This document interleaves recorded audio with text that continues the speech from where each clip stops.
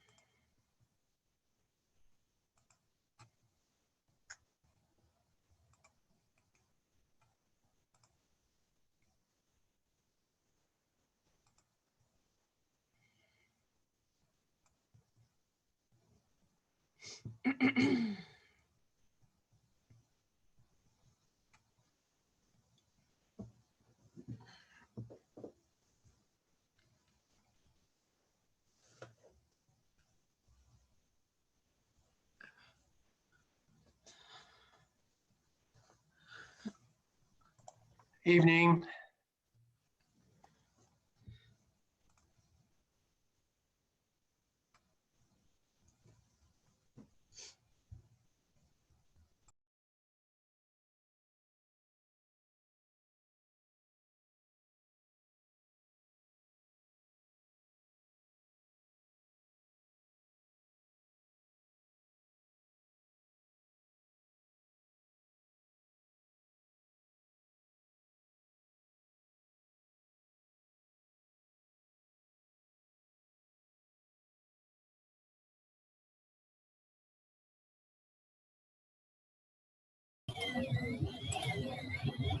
There we go.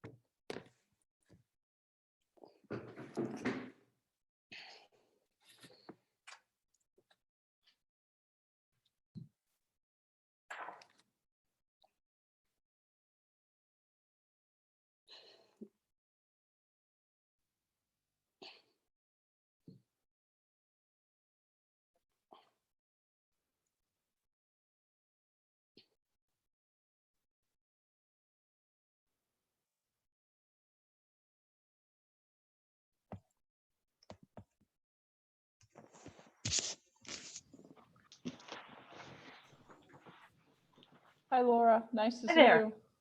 Nice to see you too. Family good, I hope? Yeah, doing okay. Good.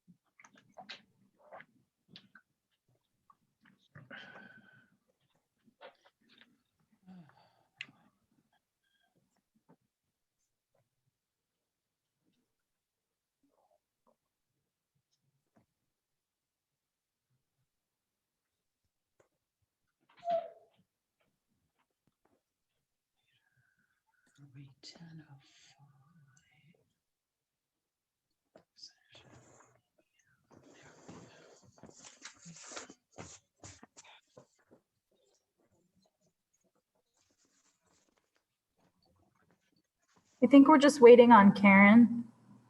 Okay, thanks.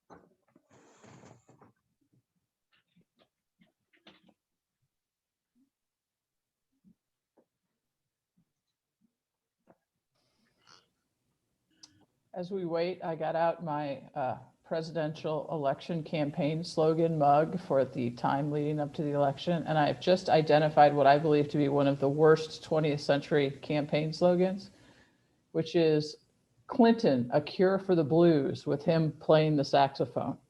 I just Oh, don't boy. quite get it. Great.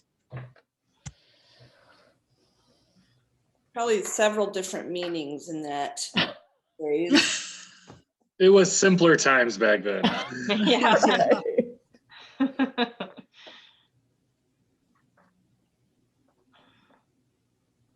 Has anyone heard from Karen? No? Okay. Well, I'll let's send her a just- text real quick. All right, thanks, Jen.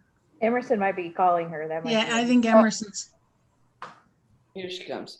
here she comes. There she is. All right. All right. All right. We have everyone here. Katie and Jen are trading seats at the moment. Hello. Hi, Katie. And so we're going to call this work session to order this evening. And we're going to begin with board and commission interviews. And we have 2 interviews this evening for the Green Space Advisory Commission. And our first is Laura Jordan. And Laura, what we ask you to do is tell us why you're applying to this commission and what you think you'll bring to it. Right.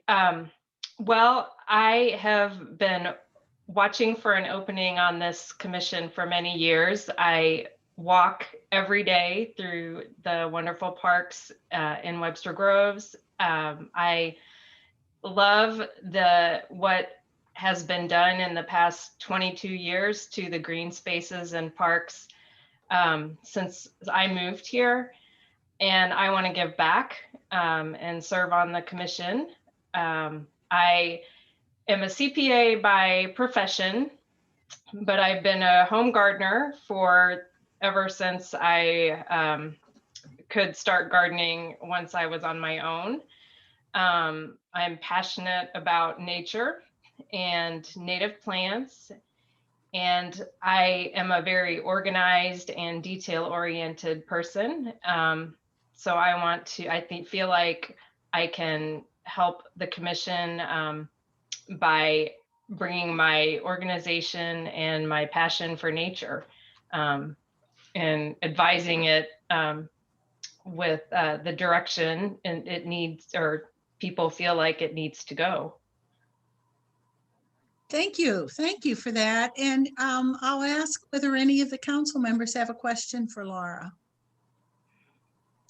If not, Laura, we'll let you know. We're going to talk about this in a minute about the openings, and we'll let you know. But thank you for your interest, and I'm glad you've hung in there this long waiting for an opening. Great. Thank you. Thank you. Thanks very much. Thank you. Our next applying person is Jerry Pinkner. And Jerry, we're going to ask you why you're applying for the Green Space Advisory Board and what you'll bring to the table. Hi, everyone. Sorry, I'm at work, still in lab at WashU. I've been on the Parks Board for over a decade, and I left it in 2019 and had been looking to, had talked with Scott at length about doing something else, and had applied to the Green Space. I've been a Webster resident for over 25 years, 28 years, and been very involved in various volunteer capacities, running the Webster Groves Baseball League, been on the Parks Board, the steering committees for the 40 acres, for the Clark Southwest project, the Lockwood project, and have been a user of the parks. We have a large family, many dogs, and through the baseball, and we always end up at many of the parks, but also I'd like to apply to other parts of Webster Groves. I've been an avid gardener, have a landscape license, used to donate gardens for the Avery PTO, and on our block I've been helping to organize rain gardens down the middle of our backyards. We're backed up to Avery. So we're at a low point in the middle of our block. So we have many of our households down the middle of the backyards working on rain gardening projects. And just really like to stay involved in Webster Groves, and volunteering in the capacity on the green space would be a great benefit for me, and I think also for Webster Groves. Hey, thank you, Jerry. Does anybody on council have a question for Jerry? If not, we'll let you know about the future of the openings on this commission and where we're going to go with that. So thank you for applying. We're glad you're here, Jerry. All right. Take care Thank in you the very lab. much. Thanks for all your service. Bye. Yep. Bye. All right, our next agenda item is our meeting issues and updates. And I don't know who you see on your screen, so I'm just going to zip around mine. And I'm going to start with Neil, who seems to be next to me. You're muted. Evening. I don't have anything directly to update other than there are some issues that we've been following up with at 224 East Jackson. For those who don't know, we have some runoff issues that we're dealing with there, and we're working with Schnooks. And Schnooks has agreed to engage an engineer to study that. It has there's an overflow issue, and it is affecting neighbors and is flooding their homes. And so David and the mayor have been talking to the folks that were there, and we've initiated contacts with Schnooks and MSD, and things seem to be moving forward. They're taking a proactive hand in this thing, trying to get to the bottom of it. So the good news is that we're hoping to get some clear information soon about what the causation is and what the remedies might be, and I'll get back to you on that. Has anything been done to date that we can relay to the neighbors? Well, we've sent all the, Schnooks had none of the drawings. And so we only had the drawings in a hard form. Todd has forwarded it on to Schnooks, and Schnooks is engaging the engineers. So at this point, I think we're going to get a hydrologist who's actually going to be looking at this and give us some hard information about what's going on. So the best news I can tell you is that we've now got someone who's actually going to give us some answers. Great. And that's a good thing. Good. Thank you. Thank you, Neil. That's all I have. Pam? Yes, I have a couple things. This morning, I attended the first of 2 webinars on diversity inclusion that was sponsored by a national organization in Washington, D.C. It was titled Building a Diverse and Inclusive Culture in Public Affairs. And what was interesting is that the presenter was the diversity inclusion officer for the Consumer Technology Association, which is the trade organization that represents $422 billion in the consumer industry and supports 18 million jobs. And despite the breadth of that big organization, what the big reminder to me was that with D&I, we always need to keep practicing skills, and that it's a skill set that requires ongoing practice and training, and especially for leaders of organizations, we need to keep abreast of everything so that we can effectively lead organizations. And then just wanted to make a note that I did forward to you a list of activities for Make a Difference Day that the Green Space Commission is leading, and you all are invited to attend any of those. And then there are a couple for the public to sign up for. I'm going to join the group at Blackburn Park, who's going to be doing tree and bulb planting in the bird sanctuary. And that's it. Thank you. Thanks, Pam. You're welcome. Joanne, you're next on my list here. I don't have anything except just to say I have not received any of the money from St. Louis County yet, but we are waiting to receive it, and it should be any day where we get the first half of the over 1.5 million. So any day, but we haven't gotten it yet. But I think some other cities beat me to it because they applied right in the beginning, but I wanted to make sure that we truly did qualify before I submitted the material. And that's all I have. Thank you. Thank you. Sarah? Yes, I went to the Crossroads Business District meeting, and they're still really focused on that, the sidewalk and roadscape project there, understandably so. It's been a bumpy road with the county. So it sounds like there's going to be some meeting with some stakeholders of various types at the county level to try to get folks on the same page, because it seems like we're getting different answers from different people. So it'll be interesting to see what comes out of that.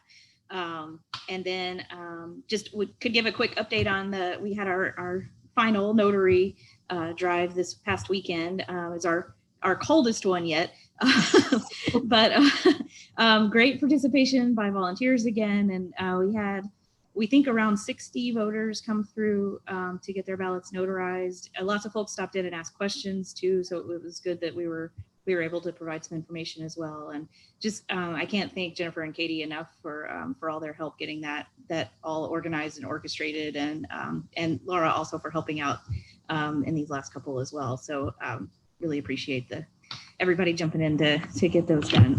I know our citizens appreciate it too. I'd like to thank Sarah and Laura too. That really helped me out, and all the notaries as well. They were great. Yes. Thank you. They were great. Yep. Thank you. Thank you all. Laura? Yes, so sustainability met. We're going to talk about the Grow Solar program, which sounds like a great opportunity to help our residents transfer into solar if they choose to. So I'll leave that for now. We did talk a lot about yard sign recycling, and so I am sure that Joanne will have an article for the Friday page about how people can recycle their yard signs, political signs, after the election. Which is a great thing, because we don't want those to end up in landfills. The next meeting of the Sustainability Commission will be a kind of brainstorming session to set some priorities for projects in the future. Jerry and I were both at the Old Webster Trade Association this morning. Jerry, I'll let you talk more about it, but I would like to say one thing about how fantastic our business owners are being as they plan events, of thinking about the safety of their customers. As the discussion went about the next event, which will be the winter market in November, that was a huge priority to them. And I would argue probably a bigger priority than making money in the course of that discussion. And I just wanted to make sure that that we all recognize that they are being absolutely incredibly careful about that. I will thank Sarah and Katie and Jennifer for the notary event. And Sarah sent me a text suggesting, and I'm going to raise this because you didn't, that we ought to at some point recognize this notary group that rose to the occasion, and maybe not just the notaries that did our event, because there have been so many events around town that people have dedicated their time to. So if we can have a notary day or something in the upcoming month or so, we can wait till after the election. They're probably all exhausted and resting right now anyway. That I think that would just be great because it really has been something that our community has done a lot of. And then I know you all know this, but in case anyone is listening in and doesn't know, just keep in mind Porch Fest has been rescheduled for upcoming Sunday, and hopefully the weather will cooperate this time. And then I've said something to the mayor and to Joanne, but I just wanted to say this to my colleagues as well, and hope that some of you will join me. I really would like for us to see equity on a work session agenda soon, especially since we're getting back together with the community conversations group. One of the things that we said in those meetings of community conversations is that we ourselves had some work to do, and I'd like to make sure we dedicate some time to do that. So thanks, that's it for me. Thank you, Laura. David? I have nothing, Mayor. Okay. Karen? I have nothing, Mayor. Okay. Emerson? I have just two things. We had an ARB meeting, and that process is really becoming very, very efficient. Mara presented some of the changes that she was recommending for the ARB, and it seems like they were very receptive to it. So I'm sure she'll be bringing back that information to us to make some decisions. And also on October 31st, the Webster Rock Hill Ministries will be sponsoring a food giveaway, not collecting food, but a food giveaway at the ministries. And so we have a lot of the food to give away: berries, strawberries, blueberries, chickens, canned goods, butter. I mean, the whole commodity smorgasbord. So I'm inviting all of the city council members and the mayor to come join us. Early on when we was having I was just talking to Mayor Mahan. He was just confirming the date. So we invited Rock Hill to join us on that day, since it's the Webster Rock Hill Ministries. So we're looking for the council of the Rock Hill Board and the council of Webster to join us on that day. When is it? Some information out. It's October 31st. And Boy Scout troop number, is it 300, Laura? Yeah, Troop 300.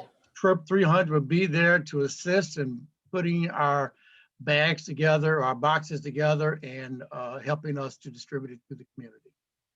Great. So please put it on your calendar to join us. Great. And we'll be working mostly outside, if that's a concern to anyone. Yes. And just make sure we get some timing on that, so so that we can come and pack those boxes or whatever else you need that day. Good. Thank you, Emerson, for doing that. Most appreciated. I have a few things. Most of my time has been spent doing things other than internal things. The mayors in District 5 have met to increase our collaboration with the county. Our county council person, Lisa Clancy, was here, and Lisa and I walked the business district and met with a lot of our business owners just to check up on them, and then ended up spending quite a bit of money.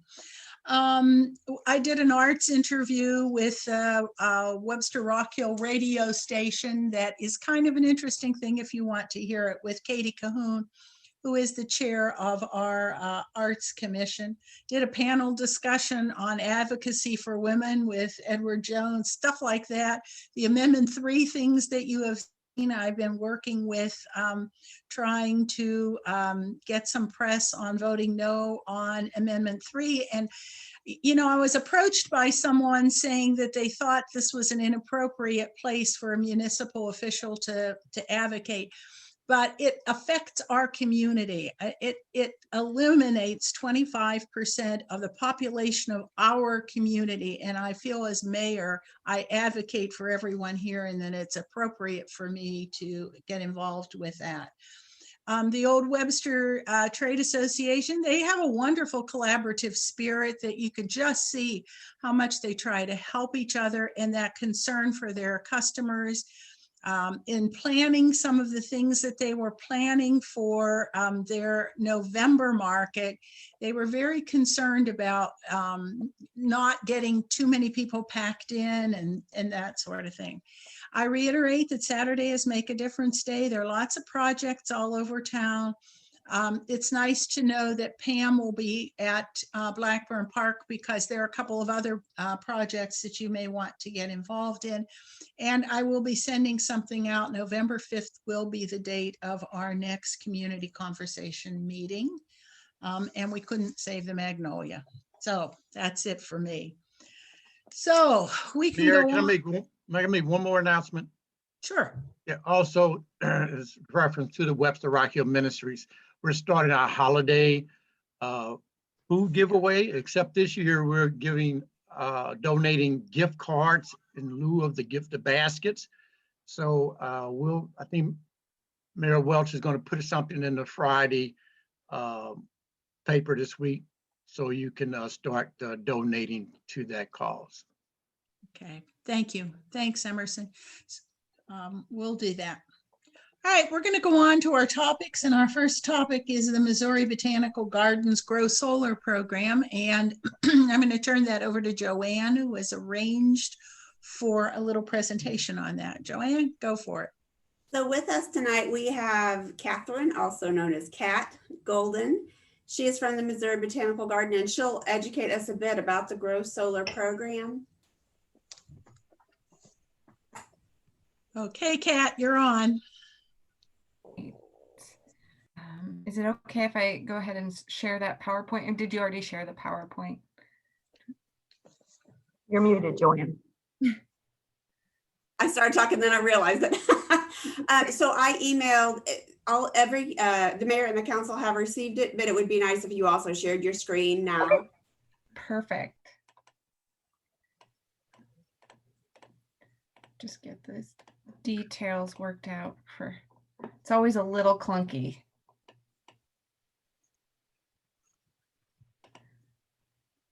Okay, did that go ahead and start it?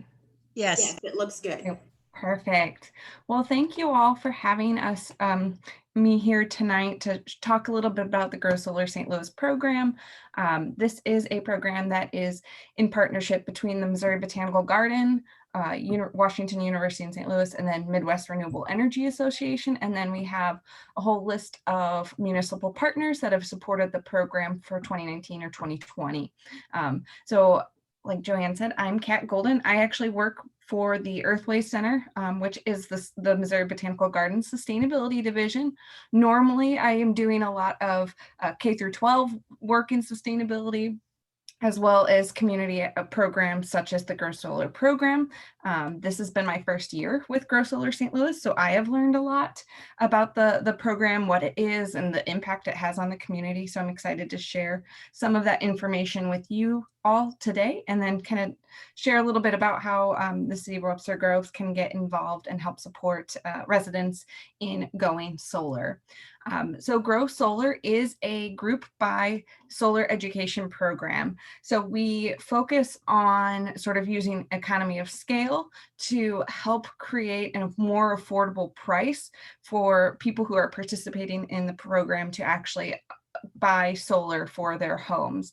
It's also an education program. So we focus on sharing not just, oh, here's how you can buy solar, go buy solar, but really what solar is, how it works, is it feasible for our area, as well as sort of the steps it takes to actually get solar in your home. What do you have to consider? You know, if you haven't replaced your roof in 20 years, do you have to do that before you can get solar. So we answer those questions.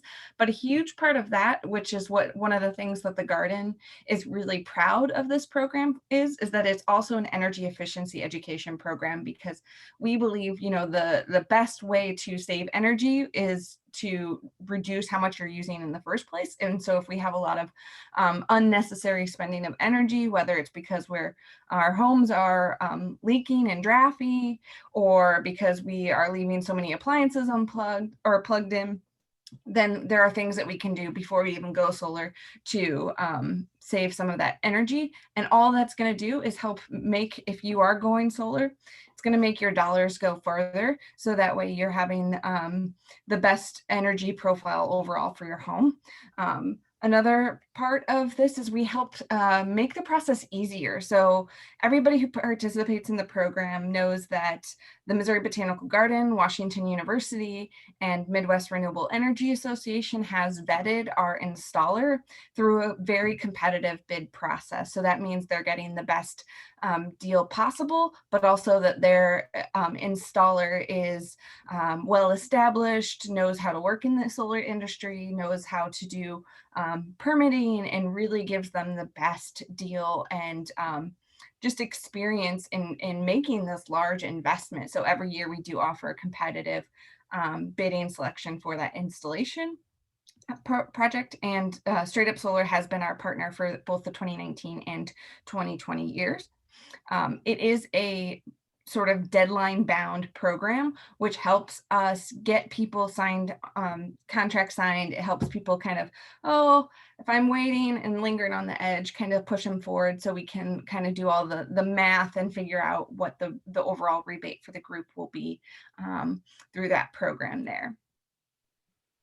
A little bit of information about some of the other things out there that are creating a better financial package for being able to get solar is the renewable energy tax credit. This is the federal tax credit. So for 2020, it's 20%. 26% of cost of solar PV systems. That's going to drop to 22% in 2021. And then unless something changes, new regulations and stuff comes out, it'll drop to 0% in 2022 for residential systems. So we're anticipating 2021, unless news early comes out that a new federal tax credit is going to be available, that there are going to be a lot of people making that choice to go solar in that year so that they can still get that 22% tax credit on top of whatever program they're participating in, things like that. Ameren, Missouri also has a 25-cent per watt rebate that will be available through December 31st, 2023. So these are additional sort of financial incentives on top of the already lower base price for the Grow Solar program that we make sure to talk about and let our potential customers or participants know are available to them. This image shows you kind of how widespread the Grow Solar St. Louis, which is obviously on the St. Louis side, program has been. There is a Grow Solar Metro East program that has been in existence since 2016. So you can see they've had a lot more spread and installations happening, but we've got quite a few stores on our side of the river as well. And I will just say we did surpass the kilowatts that the Grow Solar Metro East program got this year, which is the competitiveness in me that we were able to do that as a St. Louis region there. So talking about results, what the impact is. For 2019, we held 23 power hours. Those were held at community centers, breweries, local restaurants, and things to help educate people. We had 640 people engaged in the program learning about solar. 71 homes went solar, so about 424 kilowatts of solar was added to the region. And each customer was estimated to save $724 on their average utility bill in 1 year. So it's also saving dollars out of the pocket, even though it is a financial investment to get solar. Also a lot of environmental impacts. So these are kind of the big reasons why people go solar, but it does sort of negate the amount of coal that would have been burned. So last year it was 407,000 pounds. And then that's kind of the equivalent of the carbon sequestration power of 439 acre forest. This year, we're really excited because we are wrapping up the program and we have great numbers. So this year, even though we launched our program in April, right at the kind of height of the COVID pandemic, we had 62 homeowners go solar throughout the St. Louis City, County, and St. Charles County area, bringing in 457 new or kilowatts of renewable solar energy to the area. 4 of those projects will take place in Webster Grove. And the average payback period for those projects is 18 years. So we saw that both in 2019 and 2020. So we're kind of thinking it's around 18 years for most of these projects anyways. And collectively, those 62 projects will save $52,000 on electricity bills in their first year. So quite a bit of savings. We held 15 power hours virtually and educated 244 people in depth about solar. Like I said, to talk about what it is, how it works, how you actually get it, and then the energy efficiency component of how solar energy efficiency plus solar to get the best deal out of your investment there. This is a little bit of information about how that pricing structure works. So we have our already competitive group buy process. We negotiate that when we're selecting our installer for the year. That's going to be, $3.64 per kilowatt or whatever it is. It's always going to be less than market rate.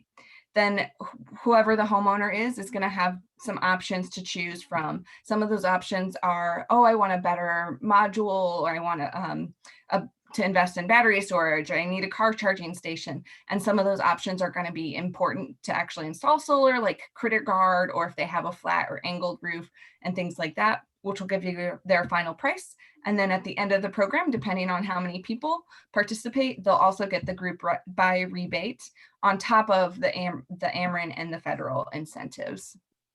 So each year we also have goals, which is how we distribute that total rebate. So this year we partnered with Grow Solar Metro East to try and hit that. We really wanted to hit 1,000 kilowatts or 1 megawatt, but we came just in on that. So we got the 2% goal there. So those will shift each year. So we'll relook at that for the 2021 program and see if we can get an even better rebate for our participants. In terms of what these costs overall, it's a wide range of programs, especially on the St. Louis side. We find a lot of homeowners with wanting to do small systems. So 1 array 4 kilowatt system isn't a huge system. It's going to cost about $10,000, but it's going to make a difference for those homeowners, and they're going to be having the environmental impacts that they want. And then anywhere from that 10,000 all the way up to somebody who maybe has like 2 huge arrays on 2 different roofs, whether it's like a roof and a ground mount or a roof and a garage, that's going to, produce over 10 kilowatts, could cost up to $40,000. So it's a big range of projects that we're seeing. But the great thing about this is that those people who want the really small arrays are likely doing it for a lot of the environmental benefits. They're getting a better deal because the people who can afford some of those larger arrays and systems as well. This shows just the impact of having participated in the Grow Solar program. So this would be for an average 7.2 kilowatt system, residential on the roof in the area. You can see that we had negotiated a $2.81 per watt base cost versus the $3.55 per watt base cost on the market price. And it ended up saving those homeowners about $5,000 pretty easily on their project overall, after all the rebates and incentives would be calculated into the price. So it is a significant savings for people who want to be able to go solar and have some different options there. So this shows just some modules here that we have installed through the Grow Solar program. In terms of how municipalities participate, we have municipalities that are our partners that help us really get the word out. We find time and time again that residents feel more ready and excited to participate in this big community effort, knowing that their municipality is on board. So municipalities that are our promotional partners that are helping us out getting the word out include our program in newsletters, maybe on their website, wherever really they can. And different municipalities participate at different levels. We invite all promotional municipalities to co-host power hours so they can highlight or showcase some of their sustainability efforts that they're doing. So it's a great chance to reach not only their residents, but also communicate to some other residents that are participating in those power hours about their sustainability efforts. When we do host those power hours in person, we do host those only in the locations of our participating municipalities. So that's a really kind of big difference. When we're virtual, anybody can go because it's just hosted on the internet, but we do invite our municipal partners to be co-hosts, as well as if they wanted to set up something special for their own, only their residents. We provide the text and photos, so we try to make it really easy for municipalities to plug in whatever social media or newsletters that they can, and include those municipalities in all the promotional material that we can. There is no cost, no liability, and no formal contract that we ask municipalities to sign. So usually it's just some municipalities will send us a written letter saying, yes, we would love to participate. So we ask for just a written email or letter saying, yes, we'll participate in this program, and require that we are provided one contact person from the municipality that we can send program updates and information to make it help get the word out throughout the municipality. For the 2021 program, even though we're still wrapping up 2020s, we're already looking for 2021 because we anticipate it to be a big year. We will be launching early spring 2021 with some big promotion and events around Earth Day to pick up some of that energy there. And then it'll go through September, again, like we did this year. And we'll likely have some sort of hybrid version with power hours online, the online learning module, so people can do it on their self-guided learning, as well as potentially some in-person events if it's safe to do so. So those are kind of what our plans are for 2021, and we would love to have Webster Groves participate and get more education and information into the hands of your guys' residents. Thank you very much, Kat. And I'll see if the council has any questions, because otherwise I think, Joanne, is the idea to pass this on to the Sustainability Commission? The idea would be if the city council would approve it, then we can work with the Sustainability Commission and also with the city council for the communication. I will work with Jennifer on putting it on the website. We can do the Friday page. We can do the Webster Kirkwood Times. We can do a number of things, but we do have a lady who is from our Sustainability Commission who's on, and I would like to let her speak just for a minute, please. Okay. Elizabeth. All right. I'm Elizabeth. I am one of the members of the Sustainability Commission, and I also am anticipating having solar put on my roof coming this December. So I did get this information from going to a power hour with the Grow Solar program. It was really a very easy way to learn the information and to get everything figured out. And on top of that, I went to one at Schlafly in Maplewood. I think at that time, Maplewood was one of the participating municipalities. So it, brought a little extra business to their own. We all on the Sustainability Commission feel that this is a really easy thing to do to help our community be a greener place. Thank you. Yeah, Jerry, just to be clear, the Sustainability Commission has seen this presentation already and unanimously endorsed that we as a city participate. Okay. What's the pleasure of the city council to participate in this? It looks like it has all sorts of positive benefits. Is anyone opposed to it? Or do I see a thumbs up? Thumbs up? Thumbs up. Thumbs up. Okay, Joanne and Laura, it looks like the council would like us to go ahead and proceed with becoming a power city. Is that what we're called? I like Power City, but we've been calling commercial partner, but I really like Power City. A power city. We'll be a power city. So we'll just go ahead with that. You can report that back to the Sustainability Commission and we'll figure out what we need to do to go forward with all of this. And thank you very much, Joanne and Laura, for bringing this forward. It looks like a positive for folks who are really interested in saving some money on solar power. Thank you. Mayor, I think this school district have solar panels on their roof. Ah, they may do that. Well, Yeah, they do. For those of you who haven't been to the service center, our service center is very much powered by solar. So we have a lot of those panels on our service center, which takes care of public works and parks. So it's a good thing. So basically the city is just pretty much endorsing the program that, we just think it's a good idea, and the savings is for the individual homeowners that takes advantage of solar. Right. Through this avenue. I have a question for Kat. When do you determine the volume of the buy? How many homes? What's the cutoff for determining the rates? So each program year we have a deadline that, so this year it was September 30th. Everybody had to sign a letter of intent by September 30th. And then they have 2 weeks from the date that they sign that after September 30th to actually sign a contract with our installer.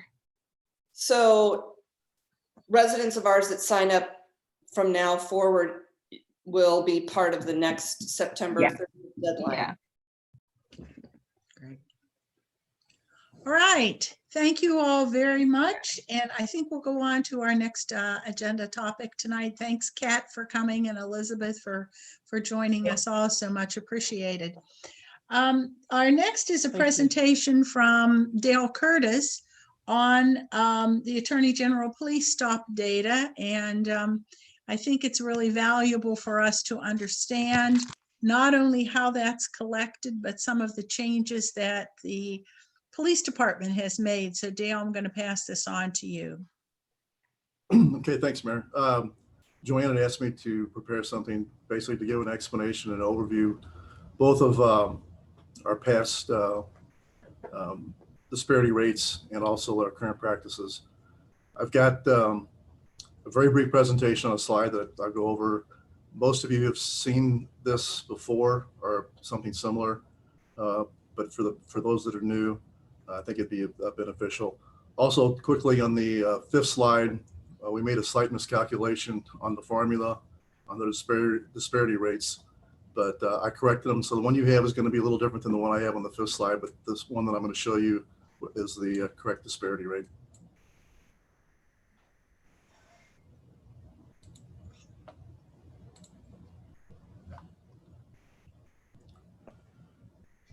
As we've discussed before, this isn't a new issue for the police department.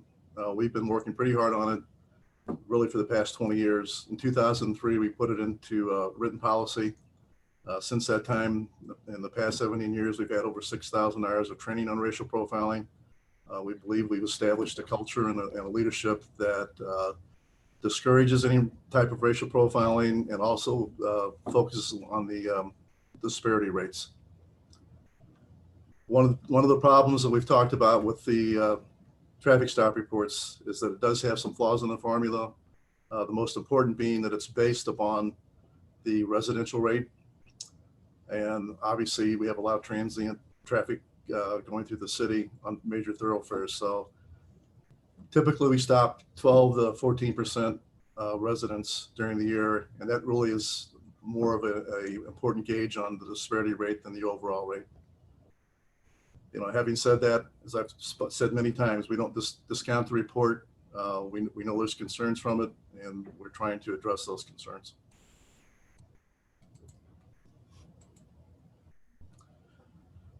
As I said, and I included a policy in the presentation that I distributed through Katie, 2003 is when we first put the written policy into effect. It's been updated several times. We go over the policy regularly. As I said before, we've had over 6,000 hours of training in the last 17 years related to this. And every year it's gone over in roll calls and briefings. We repeat the policy. Some of the factors that lead to some of the disparity rate, and again, we're not discounting all of the data that's in there, but as stated in the AG report, you can't assume through the report itself that there's disparity going on. The assumption in the formulas is that all ethnic and racial groups commit infractions at equal rates, but there's no study or data that supports that assumption. The annual report's based on officers easily being able to see a driver's race. Excuse me. In reality, a veil of darkness during the nighttime hours and other factors such as radar details, when you're running radar, the officers have a radar gun. They're stopping based upon the speed on the radar gun. When they're doing traffic details on the highway, cars going 70 to 80 miles an hour, they have no way of knowing the identity of the driver until they've made the stop. Another important thing that I think probably is one of the major reasons that there's a larger disparity rate is that social economic factors play into it. Non-moving violations, things like the maintenance of a vehicle, headlights out, cracked windshields, expired license plates. Those type of issues generally affect the lower socioeconomic drivers more than they should, and also their ability to pay fines. If someone doesn't appear and doesn't pay a fine, then there's a warrant or wanted issued, and that would necessitate another stop either here or in another agency. Up until recently, we used automated license plate readers, which are colorblind, but again, the disparity, I think, is in large part due to that, as I'm going to show here shortly. The readers we put into effect because it helped. We thought that it was a good tool, and I still think it is a good tool for things like stealings from autos, thefts from neighborhoods. The automated license plate reader collects all the license information, and it can lead to a good information for an investigation on a car that may have been in an area where we had some thefts. It also reads plates though where there's wanted and warrants, and again that has a disparate effect upon minorities because there are more wanted and warrants than there are the general population. We did a 20-year analysis on our disparity rates, and typically our rate ran from 1.76 to 2.36 or so until 2015, and that's when we initiated the license plate readers. When we added the third LPR, the disparity rate increased again. It was quite elevated. Recognizing that, last year we took out one of the LPRs. The other two were still under contract. We reduced enforcement on I-44 by about 19%. I think those two things alone reduced our rate to 3.80 overall. We went down to 2.13 on the resident only rate, which is about a 33% reduction. So looking at that, we believe that we were right, that the LPRs were one of the big factors in the dramatic increase in our disparity rates. So consequently, last summer we took the other two out and the contracts were up. Excuse me. The other thing that we did was we focused on hazardous moving violations as opposed to the non-moving violations, and we believe that helped reduce the rate as well. But for year to date for this year, the disparity rate for resident only is down to 1.4, which is 34% reduction from 2019. I anticipate that it's going to stay there, but as I've said before, I can't promise where it's going to end up because it is a random occurrence. We don't have total control over it. We can do things which we have done to try and reduce it because we recognize the perception is a reality for a lot of our residents, and we want to try and make sure that we don't even have the appearance of profiling.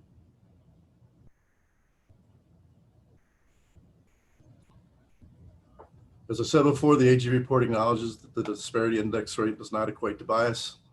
The 20-year analysis shows the rate of 1.76 to 2.43 until 2014, when the automated license plate readers were introduced into patrol and traffic.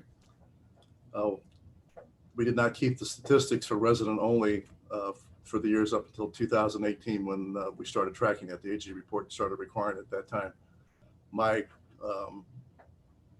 Our thought is, and I think we're accurate, is that during those years, our resident only rate was much lower than the overall disparity rate. Although we're confident that the disparity rates don't equate to bias and bias policing, we recognize the perception is detrimental to community confidence. And we've instituted the measures to address that issue. The APLRs are taken out of service. We don't intend to reintroduce those. We are focusing on hazardous moving violations, the speeding, DWI, CNI, signal, stop signs, and the officers have been instructed to use reasonable discretion on enforcement of non-moving violations, meaning that unless it's something egregious or it's really truly a safety violation, we're pretty much going to ignore them. Those measures, along with the reduced highway enforcement, appear to have significantly lowered our disparity index, especially in regard to the resident stops. And again, we want to continue to operate that way. We believe that's what the community wants and expects, and so that's what we will continue to do. I'm more than happy to answer any questions or take any comments. Great. Thank you, Dale. Thank you for clarifying a lot of that.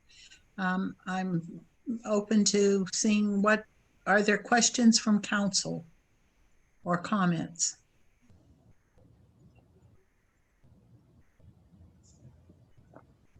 No questions, no comment. I do have one question, Dale. What's the impact of pulling back enforcement on 44 been in your experience? We've pulled back quite a bit. We were doing about 35%, 40%, depending upon the year. This year so far, we've done 25%. And again, mainly that's because of the MoDOT grants that we get. Actually MoDOT pays for the officers to go up on the highway. So I haven't seen, we are looking at it. I haven't seen a big increase in accidents or injury accidents on the highway. And that's our biggest concern. But I mean, I have noticed, and this is anecdotal, we haven't really done any tracking up there, but the speeds have probably gotten higher than they were in the past. Thank you. Thank you. Do you attribute the higher speeds to the lack of enforcement or to something else? Again, it's anecdotal. I just believe that it's probably for the lack of enforcement, which has been recognized by not just people traveling through Webster, but overall, because of the pandemic, traffic enforcement in general has gone down quite a bit. So I think people have recognized that and are not as cautious as they used to be, staying within the limit. But like I said, as far as our part of the highway, we haven't seen a big increase in accident injuries, which is what we'd be concerned about. So until it happens, again, unless we're directed to do something different, I think we're probably at the level we need to be. And although the speeds, again, anecdotally, I think have probably increased, I think safety-wise, public safety-wise, that we're probably okay. Okay, thank you. Other questions? I very much appreciate the information, Dale. Thank you. You've been keeping up with the Police Community Engagement Board and keeping them up, the speed up with this information. And so appreciate your bringing this to council. Thank you. Okay, thanks. All right. Our third and final topic this evening is the quarterly financial report. And Joanne is here to give us that report. I think we got a lot of information in our packet, but Joanne, go for it. Thank you. Okay, can you see my screen okay? Yes. Okay, so this is what was in your packet. So this is for the first quarter of fiscal year 2021, so July 1st through September 30th. And there are some things that are different because of the COVID pandemic, but some things are just a little different just because of the way in which we receive money from from year to year. So I'm just going to go through a few of them with you. So you'll see, for example, with property tax that we've only collected 0.2% so far this year. That's normal because, as you recall, you won't get your property tax bill until probably November, and it's not due until the end of December. And so that's when we will get almost all of our property tax revenue is in between November and December. So for the second quarter report, you will see a very nice, much larger number than what you see right now for property tax. For intergovernmental, that's about the same. It's as it was last year. Sales tax is coming along quite nicely. It's a little bit shorter than it was in 2019, and of course lower definitely than 2020. On licenses, we actually have received more this fiscal year so far than we had in the prior 2 years. The reason for that is because we put the deadline for business licenses, we pushed it back till June 15th. And so we allowed people, and of course that then they paid late, and because it wasn't received until fiscal year 2021, that's when we recorded it. On the inspections, fees and permits, that's a little bit down from, or it's quite a lot down from 2020, but it's higher than 2019. So again, there's fluctuations between that because when you have large projects, depending on when the permits are taken out. So right now we have some projects where not as many larger permits were taken out yet, but by the spring, there may be a lot larger ones. And so those numbers do fluctuate. It's sometimes a challenge to try to estimate all of the numbers, especially in the first quarter. Utility taxes are doing relatively well.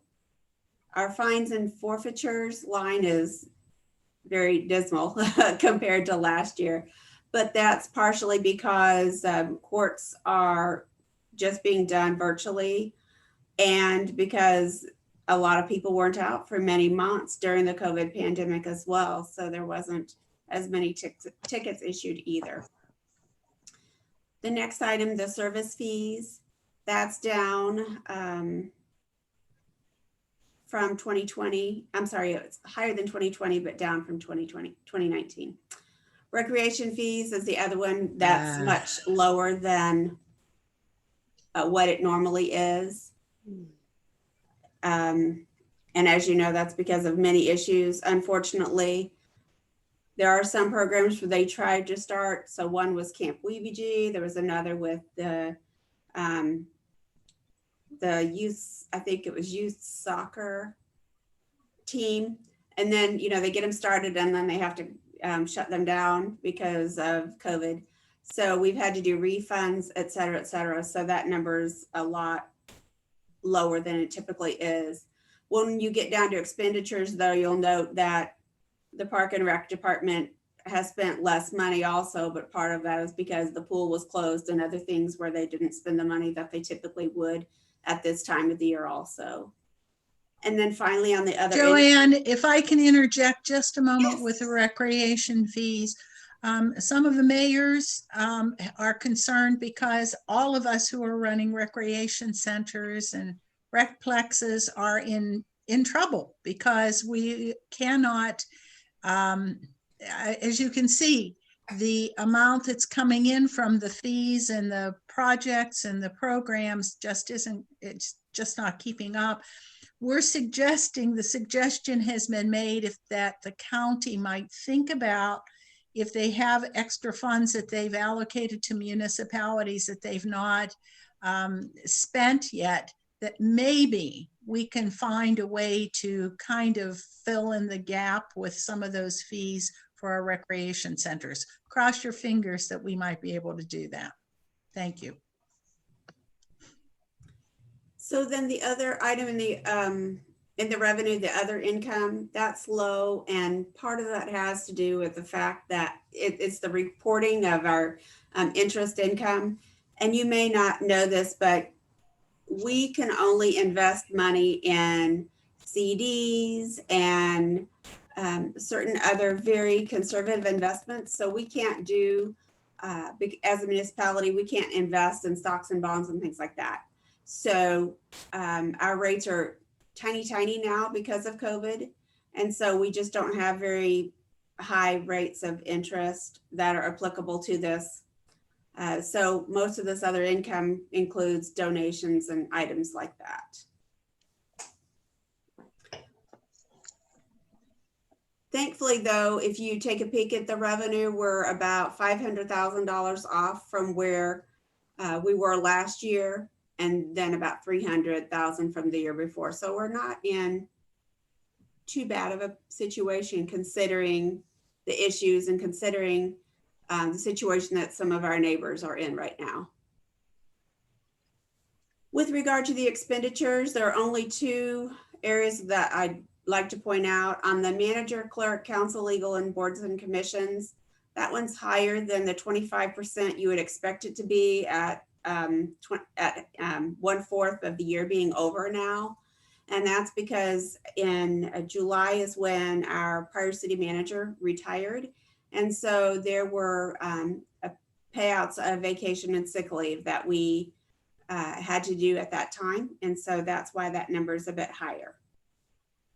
There's also one other item, and that's where we're using the firm Cunningham, Vogel, and Rose to help us with another issue with cell tower litigation. And so that's the other piece on that one.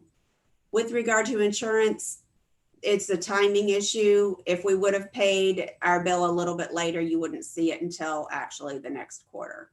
But otherwise, it's just a very small increase in one of our insurance benefits, but otherwise it's very similar to last year.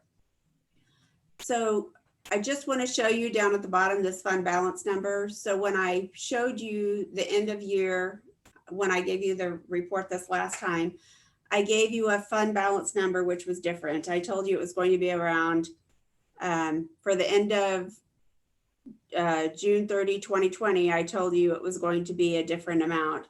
I said it was going to be 10,900,909. But with, as we're working on our audit and modifying our journal entries and such, we recognize that some of it actually that we had posted in 2021 needs to be moved to 2020.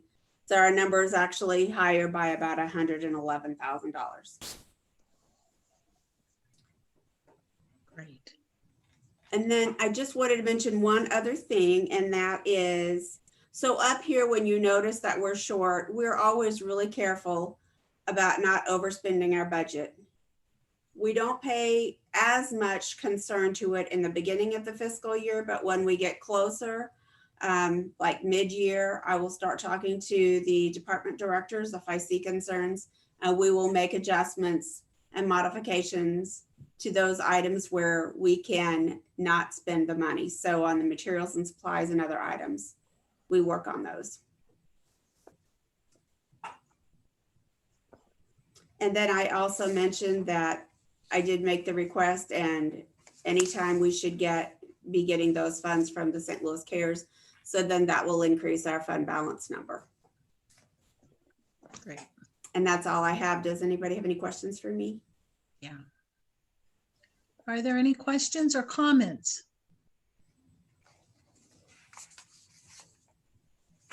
Just great information, Joanne. Thank you very much. Thank you. Yeah, we're very fortunate because I think we're in better fiscal shape than we had anticipated, at least for now. We'll see what this fall and winter bring. All right, any questions? I do just have one question about the CARES money. So one of the impetuses for getting this done was that it has to be spent during this calendar year. Does the transfer from the county to us count as it being spent, or do we have to have it out the door as well? My understanding is the transfer to the county considers it spent. Great. Because we would just then, according to what their new regulations are, we just show that we're spending it on police and fire salaries and benefits.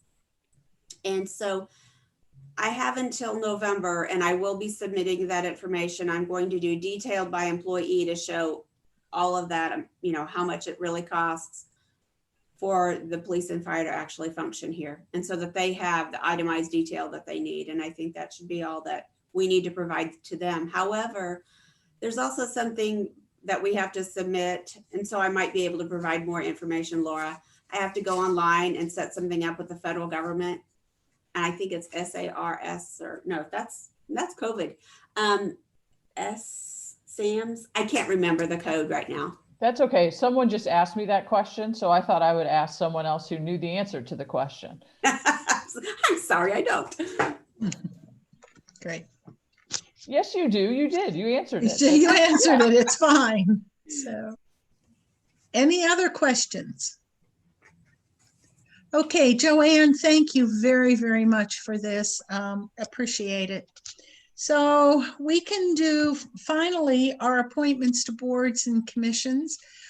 Katie had put out a note today that on the Green Space Advisory Committee, there are 3 folks whose terms are up. And we don't know whether they will reapply or not. One, I believe, is that we've heard from so far. And Katie's suggestion is that we wait until the November 4th meeting before we make any appointments.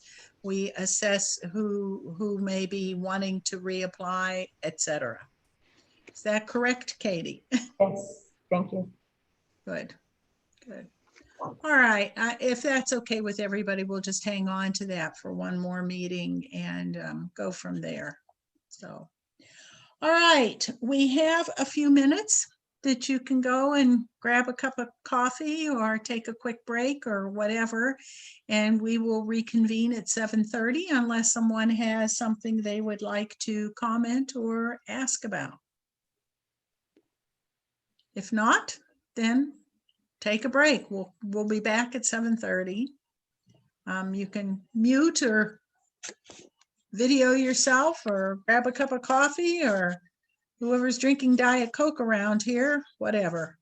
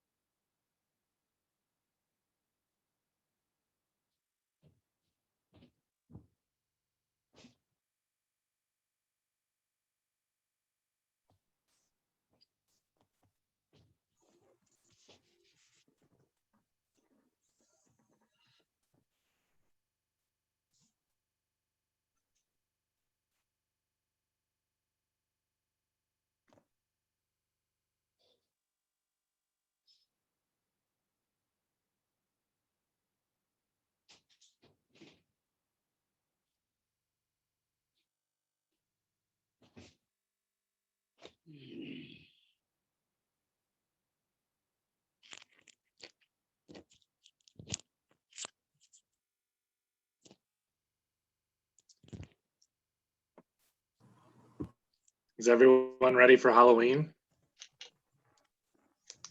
What does that mean, David? Ready for Halloween? I don't know. What's everyone doing for Halloween this year? It's kind of a weird. I'm dressing up. Are you? No, I'm not. I'm not. I just throwing it out there. What are you doing, David, for Halloween? I honestly, I don't think anything. Yeah, I think that's where we all are too. Yeah. Do you think people will trick or treat around here? I do. Yeah. Probably. I Yeah, saw but what do you do? And you I, can't know. I saw a cool thing on Facebook where you can sit on your porch and then create a wired thing, and you push the thing and just throw the candy down that way through the wire, and then they throw it back at you after they take the candy. I was like, that's clever. I feel bad for the kids that they can't trick or treat. Yeah. That's better than the idea that I saw on social media somewhere, which was take the little wooden skewer and you put the candy on top and then you stick it in your yard, which on the surface looks great. And then I pictured my boys at that age stabbing each other. There's also low visibility in those costumes, so just tripping and landing on that's what I was envisioning because my kids fall. Yeah. The lawyer in me kind of cringes when I hear that too, but that would be a problem in my front yard because my wife has placed landmines all over the yard because people keep stealing our Biden sign. And so she wanted to make sure that if they did, they were getting more than just the sign. So I couldn't put anything in my front yard because these kids would, their shoes would be a little messed.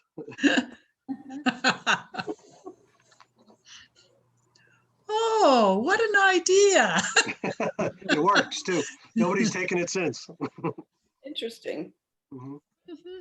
Clever. Very clever. Well, I think if we have everybody together.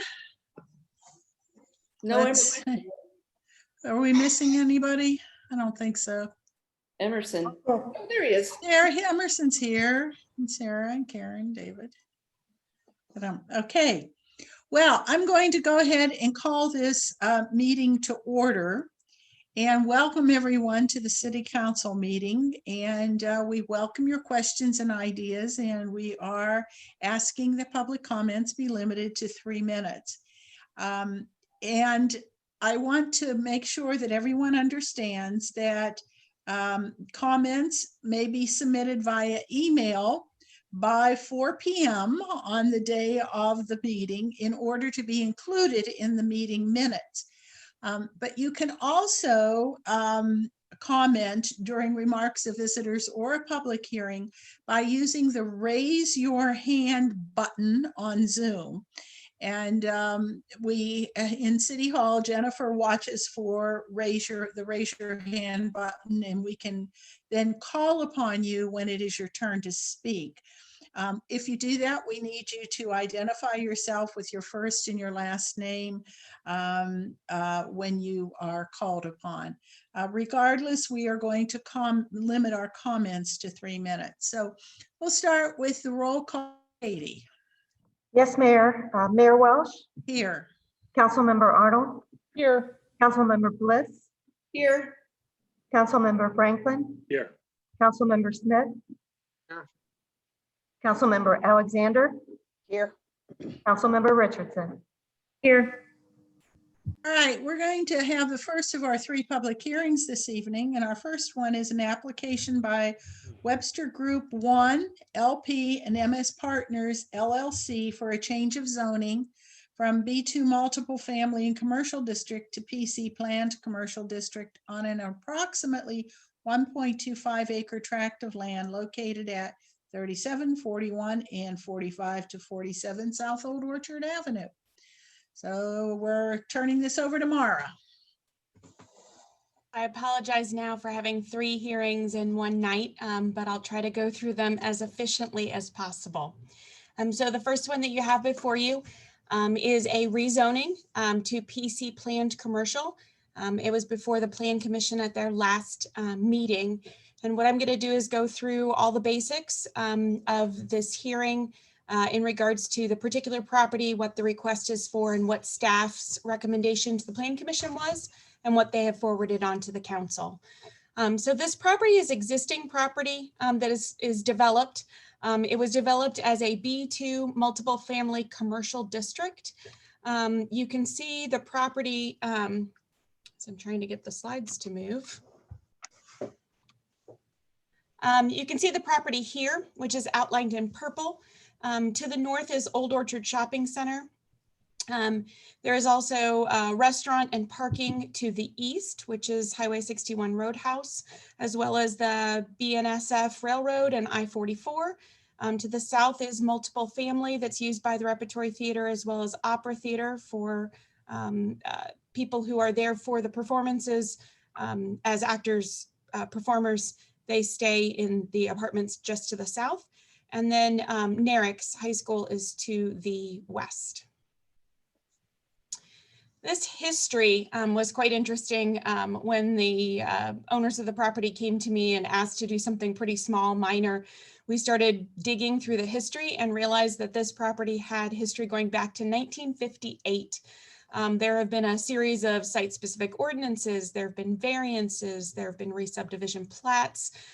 Different things have enacted different elements from a mix of senior apartments to some commercial uses.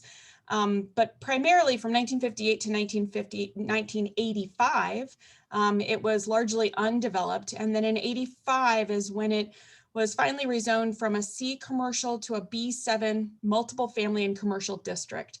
That is pretty similar to our B2 zoning that we have in the code now. And that allowed for the construction of 30 apartments that are reserved for seniors ages 55 years and older. And it was given a series of reduced parking and some reduced setbacks as part of its approval in 1985. There's a lot more history to it, but essentially what we looked at was ways that we could integrate and look forward to the future on what they could do on the property. And the best way was to move forward with a rezoning. These are a series of photos. You can see up in the upper left-hand corner looking south on Old Orchard Avenue. This is the parking lot for the Old Orchard Center looking towards the subject site. To the upper right is looking northeast on Garden and Old Orchard as it turns. The bottom left photo is southwest from Orchard Avenue. You can see a little bit of the commercial that's part of the development. And in the bottom right-hand corner is looking southwest from the shopping center parking lot. We always, when we're looking at a rezoning, look at the comprehensive plan and the analysis of that plan. The general objective of our development comprehensive plan is the development and maintenance of a residential community and all of those other elements that come with it as necessary for our residential community.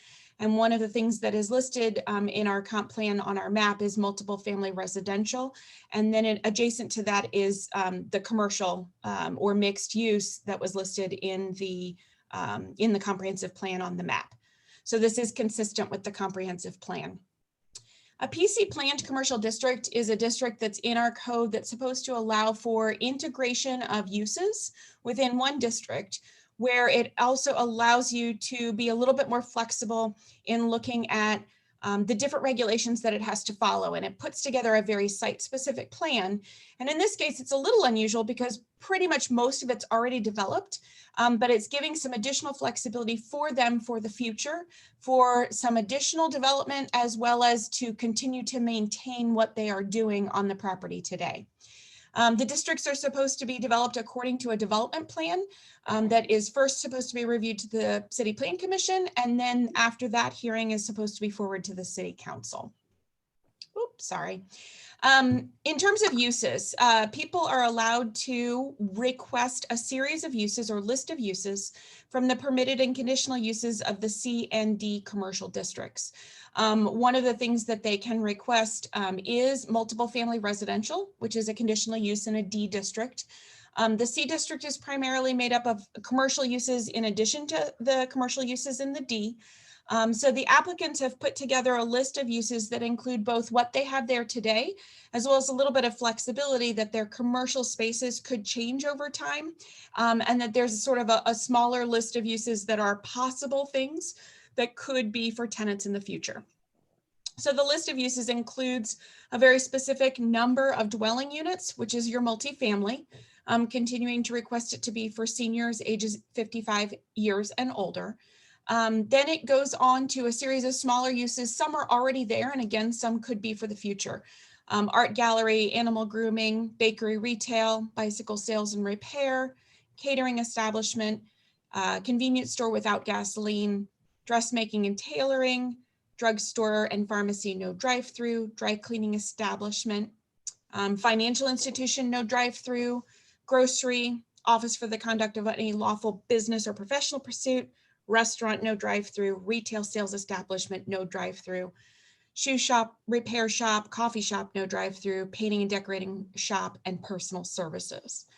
In looking more closely at the number of units that were requested, currently there are 38 existing units in the series of structures, including some of the smaller cottages. And the idea in this is that in thinking ahead, when we talked with the owners of the property saying, if we are going to go through this rezoning, let's think ahead to what you could possibly need if you're going to do some development in the future.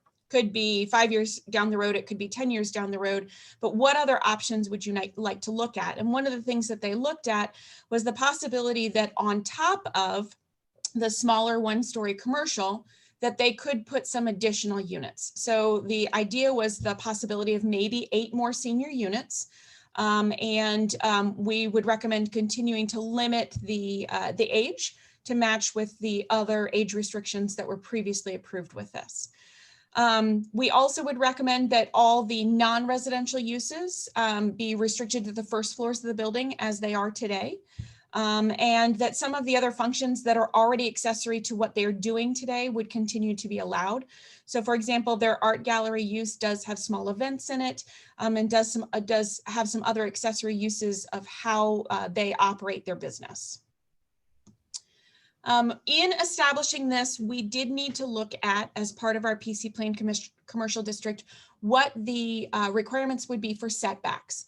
And so the way we've established the setbacks, which you'll see in our staff recommendation, is a little complex. Because it's such an unusual shaped piece of property, we set up the setbacks based on the meets and bounds, which is the direction of each of the various property lines and the length of those property lines to establish where those setbacks would be. And essentially, we are establishing a series of setbacks that build around what is already built, so it can continue to be built within that sort of envelope and that area. The only unusual line that you'll see, there's a very strange kind of curved shape line that was established on a plat. And due to the fact that it was established on a plat, we would recommend keeping that plat established. It was supposed to help to ensure that because of that curve, there weren't any sight distance issues for cars coming around that curve, and that the building would not block any visibility. So what we would recommend is the building right now encroaches ever so slightly into that. That would remain in nonconformity, but any new development would need to remain within essentially these green lines, which are the series of setbacks.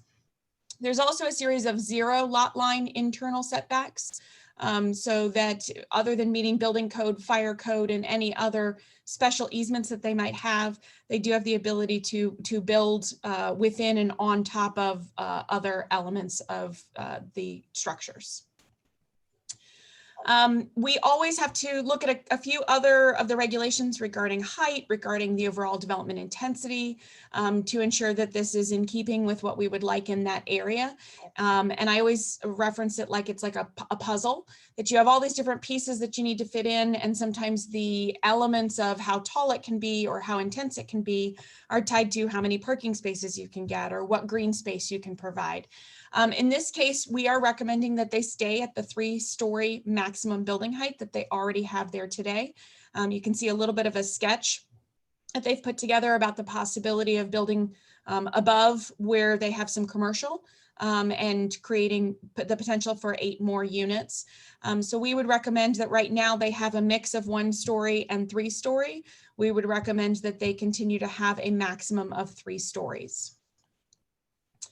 We also again look at lot coverage. The B2, which was what they were before their part commercial, part multifamily, had some very specific regulations on how much lot coverage you could have, which is one of the reasons why we were recommending that they go to the PC planned commercial. Right now, they have a lot coverage that is at its absolute maximum. They're not suggesting that they're going to do anything pretty large beyond that, but there are some small things that they'd like to do, which would have increased the lot coverage to not meet the current B2 zoning. And they also wanted to look at some issues with floor area ratio, with the possibility of, again, a few more units potentially in the future. So what we did is we reviewed and looked at the various coverages. We looked at what would have been allowed under the B2 was a 30% max coverage, but they'd already gotten a variance to go beyond that, as well as a max floor area ratio of 1.5. What they are recommending or we're looking at is the possibility under their preliminary development plan of having a lot coverage of about 35.39%. It's a very small percentage above what they already had in terms of their variances, as well as going ever so slightly larger with their floor area ratio in the future if they do a couple more levels onto this existing structure here. So you can see the footprints of the buildings all highlighted in yellow. And this is the areas where they would like to do additional development, a small addition into the central courtyard of their area, which would allow for a more gathering space for their residents, as well as maybe some in the future ability to go above the footprint of the existing commercial structure. When we look at this, we also look again as this sort of other puzzle pieces. How are we dealing with parking? There are 37 existing on-site parking spaces, which you can see highlighted in the sort of yellowish color, as well as 12 existing off-site parking spaces that are provided via shared parking easement with the Old Orchard Shopping Center. In looking at the future, if they did get some additional uses into the development, there is the possibility of identifying or getting an additional 12 parking spaces as part of a shared parking agreement. They would only be needed if they were going to do development in the future. But for now, staff believes that they have operated for so many years with the existing amount of parking, and that parking was established through a series of development as well as variances. And we believe that this should continue and could operate well under the PC planned commercial. So the ratio that would be for any future development that would be built would be a 0.75 parking ratio per senior apartment unit, and then a minimum of 1 parking space per 300 of commercial space if they should increase their commercial space. Staff would recommend, because the PC planned commercial district doesn't specifically identify performance standards, we would recommend that you would ask for them to adhere to the performance standards of the C commercial district, which is adjacent. Should they in the future need to do anything that would be as substantial as this larger addition, they would be required to go through the Architectural Review Board. So before I get into the staff recommendations, I just will tell you that it did go through unanimously with the Plan Commission. And they did ask a few key questions, and the applicants are going to be here to answer any additional questions, but I wanted to make myself available for any staff questions before I go into the recommendations. Does Mara, anyone? Yeah, go ahead, David. Mara, I just had one question. So this seems like a perfect place in Webster Groves to go above 3 stories. There's absolutely no housing around it. Why limit it to, I'm not saying that they've requested more, but why limit this area to just 3 stories?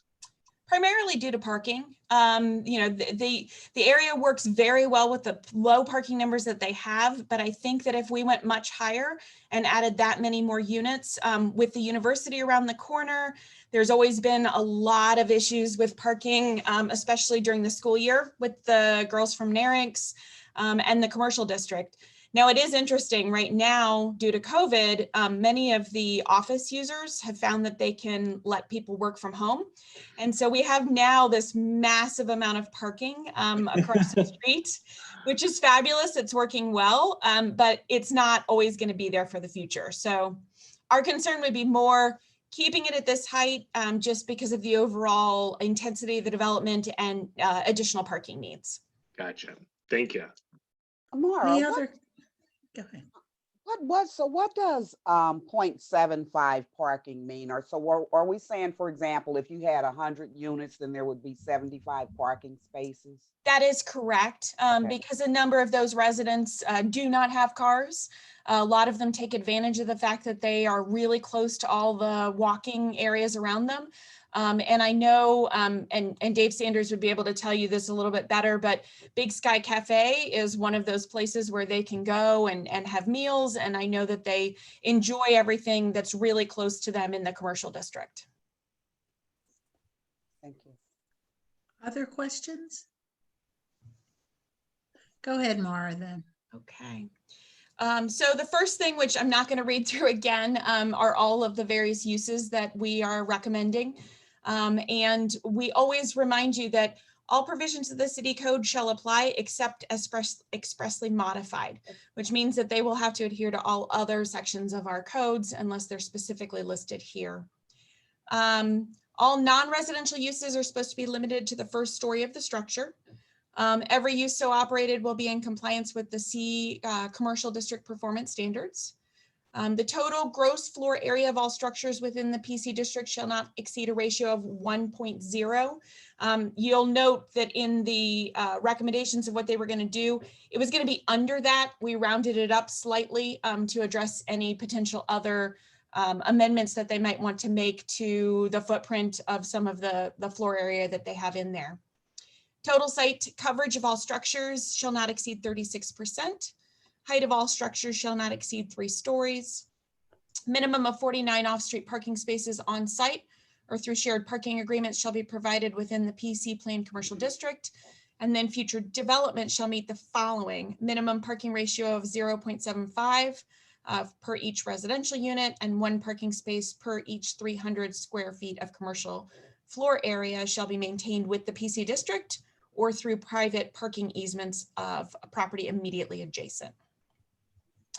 I'm not going to read through all these structure setbacks. They're a little bit crazy, but they were all established based on the meets and bounds in regards to the particular property, which is unusually shaped.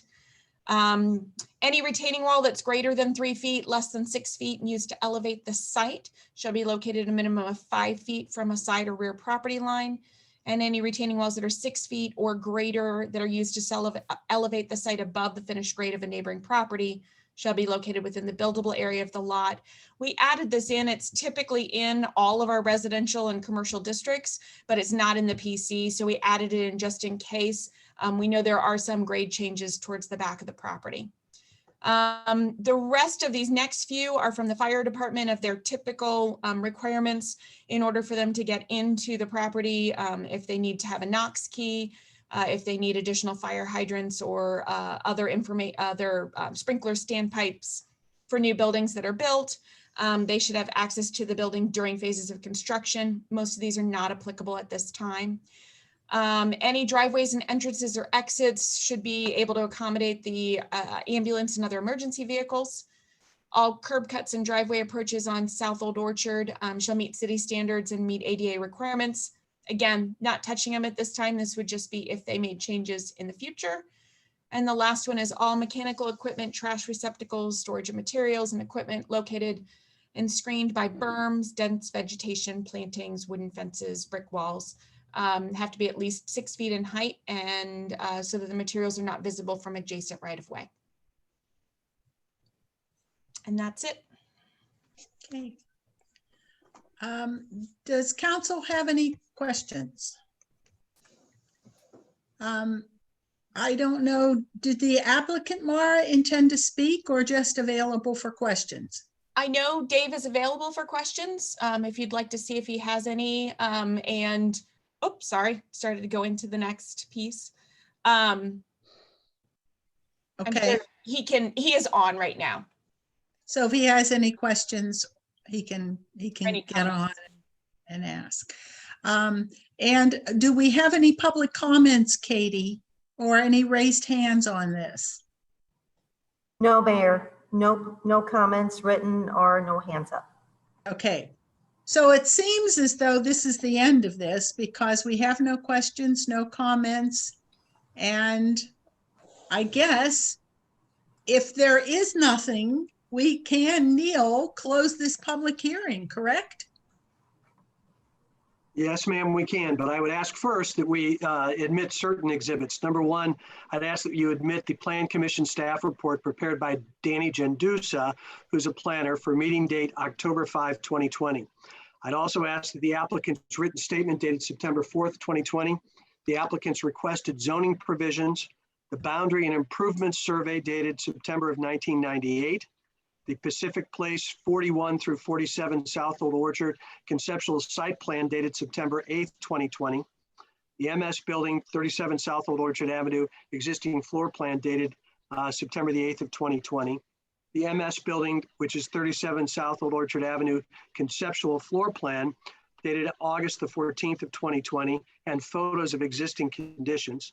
Copies of ordinance number 7062, 7354, 7379, 7871, 7929, and 8626 be admitted. In addition, the draft minutes of the October 5th, 2020 Plan Commission meeting, the Director of Planning and Development's PowerPoint before the City Council this evening, October 20th of 2020 be admitted. And finally, the zoning code of the City of Webster Groves. All right, and with that, we're going to close this public hearing. And we will move on to Bill 9135. And I'm going to ask David Franklin if you would call for the first and second reading. Yes, Mayor, I'd like to call for the first and second reading of Bill number 9135. Second. Bill 9135, first reading. An ordinance amending Chapter 53, the zoning code, by changing the zoning from B2 multiple family and commercial district to PC planned commercial district and approving a preliminary development plan at 37, 41, and 45 through 47 South Old Orchard Avenue on an approximately 1.25 acre tract of land and matters related thereto, and repealing ordinance numbers 7062, 7354, 7871, 7929, and 8626. Are there any questions or issues or comments? If not, Neil, the second reading, please. Bill 9135, second reading. An ordinance amending Chapter 53, the zoning code, by changing the zoning from B2 multiple family and commercial district to PC planned commercial district and approving a preliminary development plan at 37, 41, and 45 through 47 South Old Orchard Avenue on an approximately 1.25 acre tract of land and matters related thereto, and repealing ordinance numbers 7062, 7354, 7871, 7929, and 8626. All right, and with that, we will move on to our second public hearing this evening. And our second public hearing is a sign code text amendment for political signs. Proposed amendments include changes to section 54.088 of the sign code in order to clarify regulations upon the placement of political signs on public property. And I think, Mara, this is yours again. Yes, so after the last election in the spring, there were some questions in regards to where signs could go. And I know we always have conversations prior to election time of that they can't be in the right of way, that they have to be on private property of particular people's homes. We usually tell candidates where they can and can't go. But one thing that had never really come up before was the fact that technically the way the code is written, a couple of our polling places, because they are on public property, are technically not allowed to have signs on election day.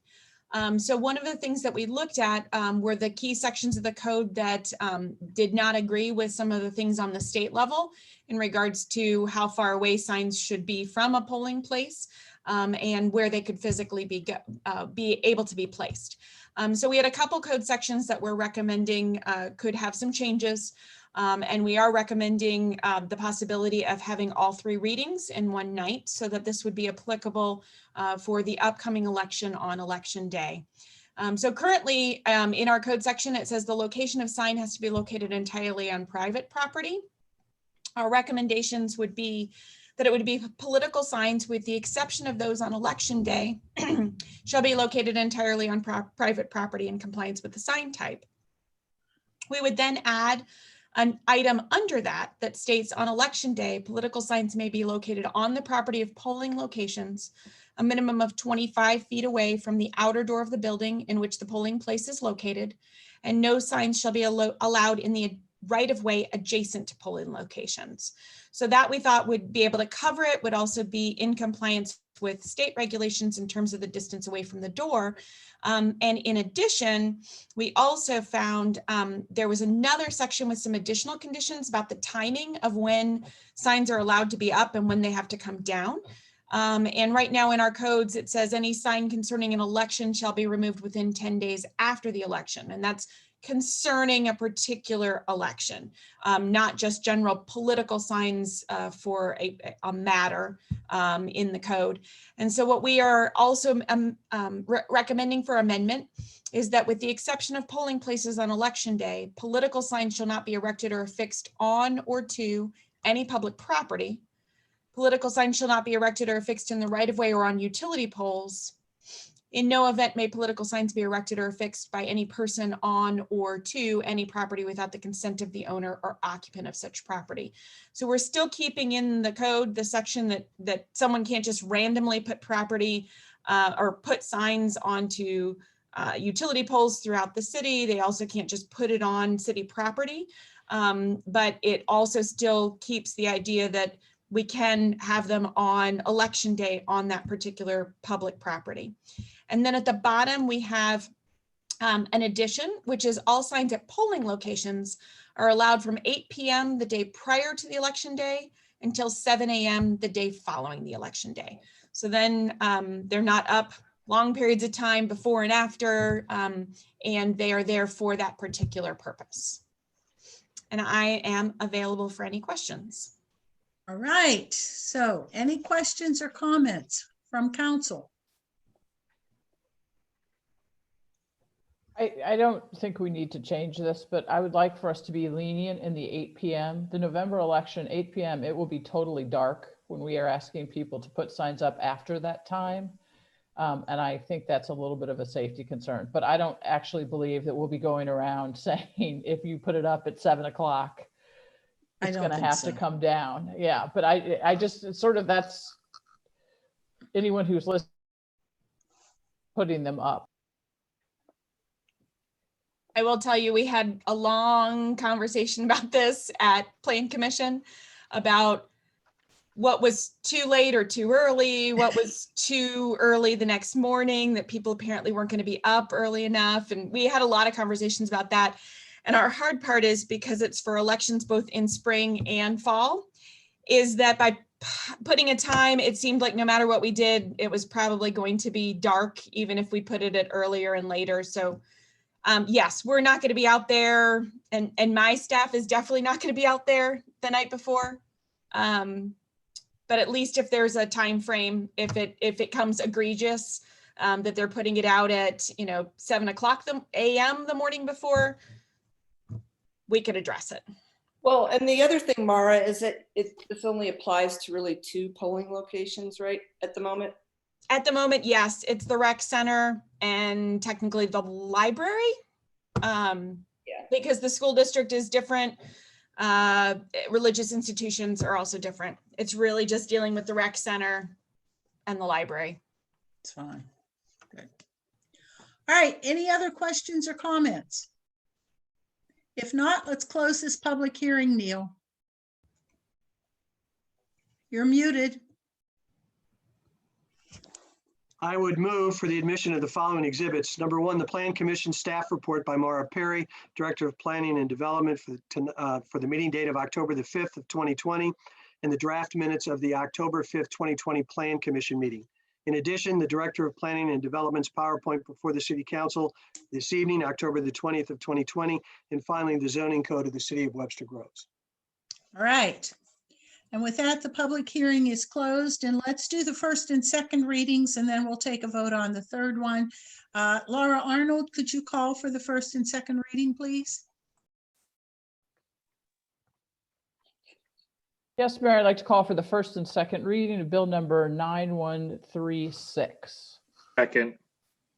Bill 9136, first reading, an ordinance of the City of Webster Groves, Missouri, amending Chapter 54, the sign code, by revising Section 54.088, political signs, in order to clarify regulations upon the placement of political signs on public property and matters related thereto.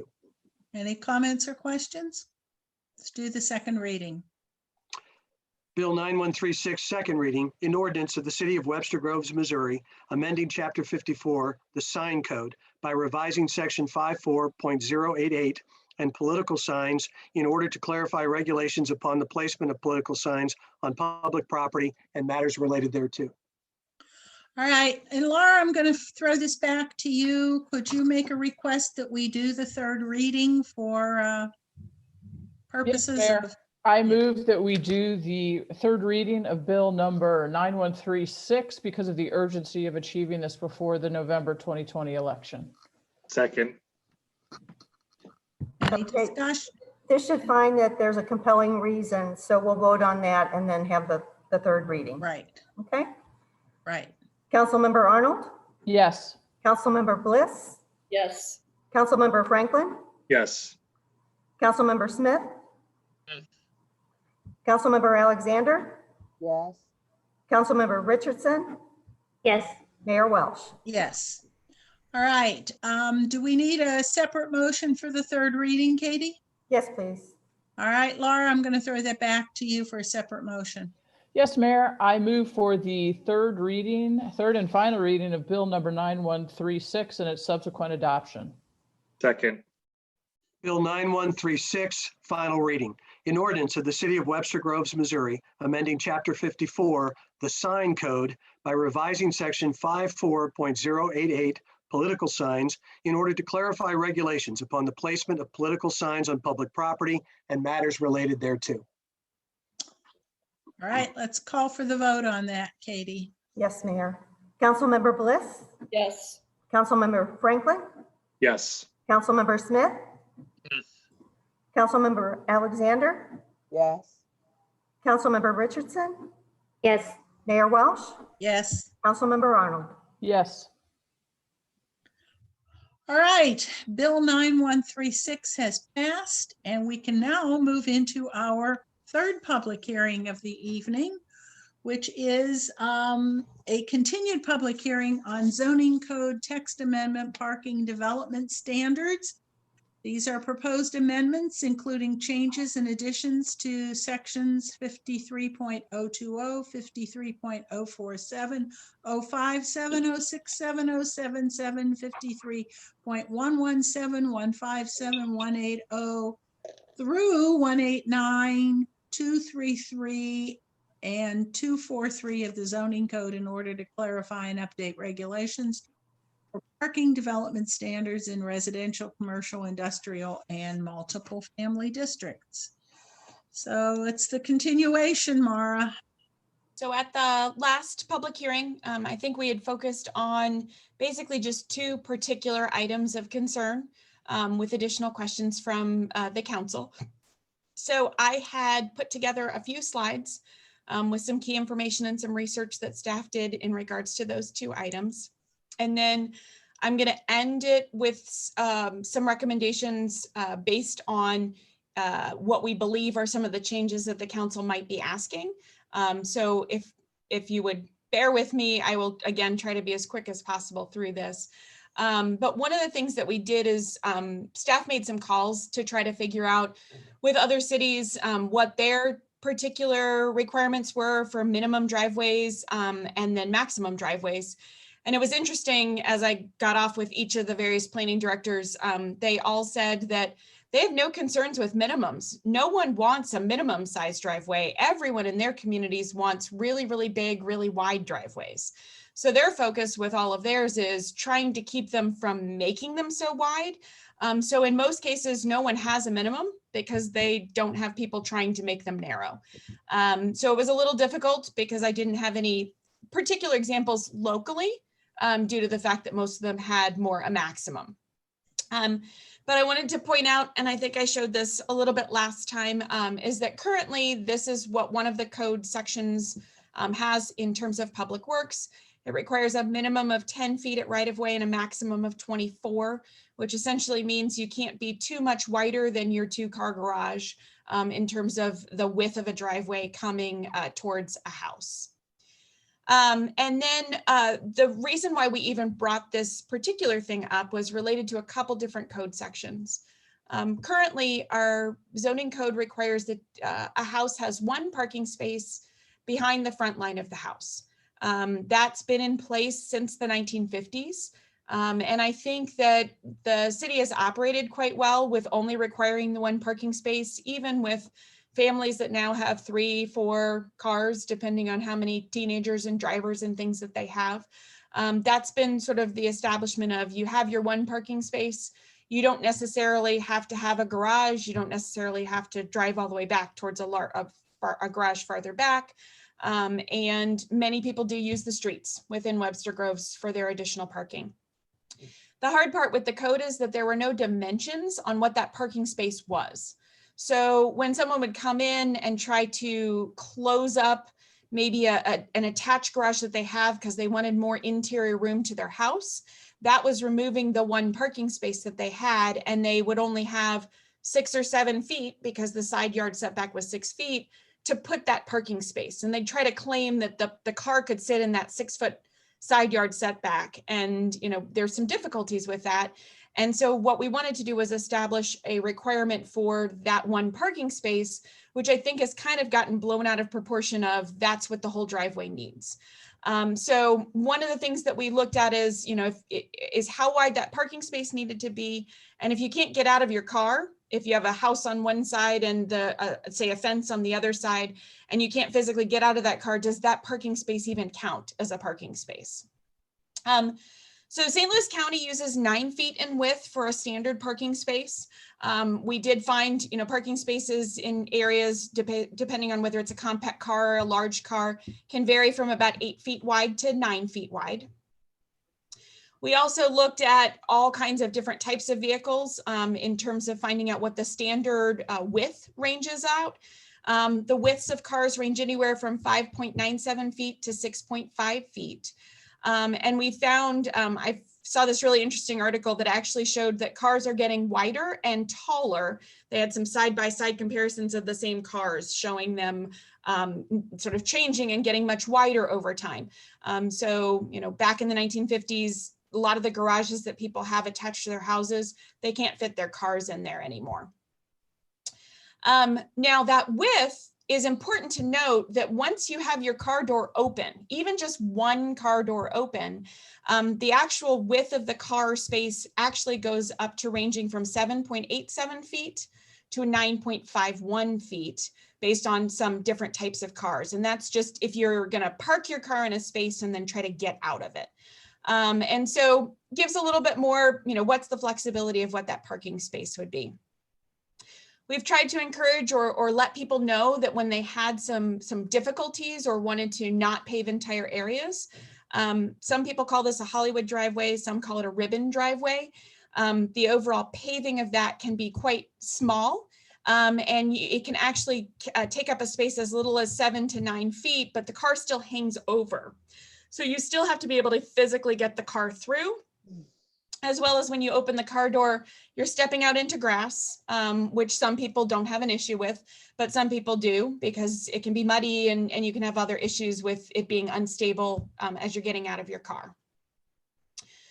So the other thing and the other reason why it was important for us to try to realize this was there are many parking issues within our community where people have for many years had a shared driveway of some sort. In some cases, it's only 10 feet wide, but it straddles the line, and essentially each property owner has maybe 4 or 5 feet, or sometimes only 2 or 3, and the other neighbor might have 7 or 8.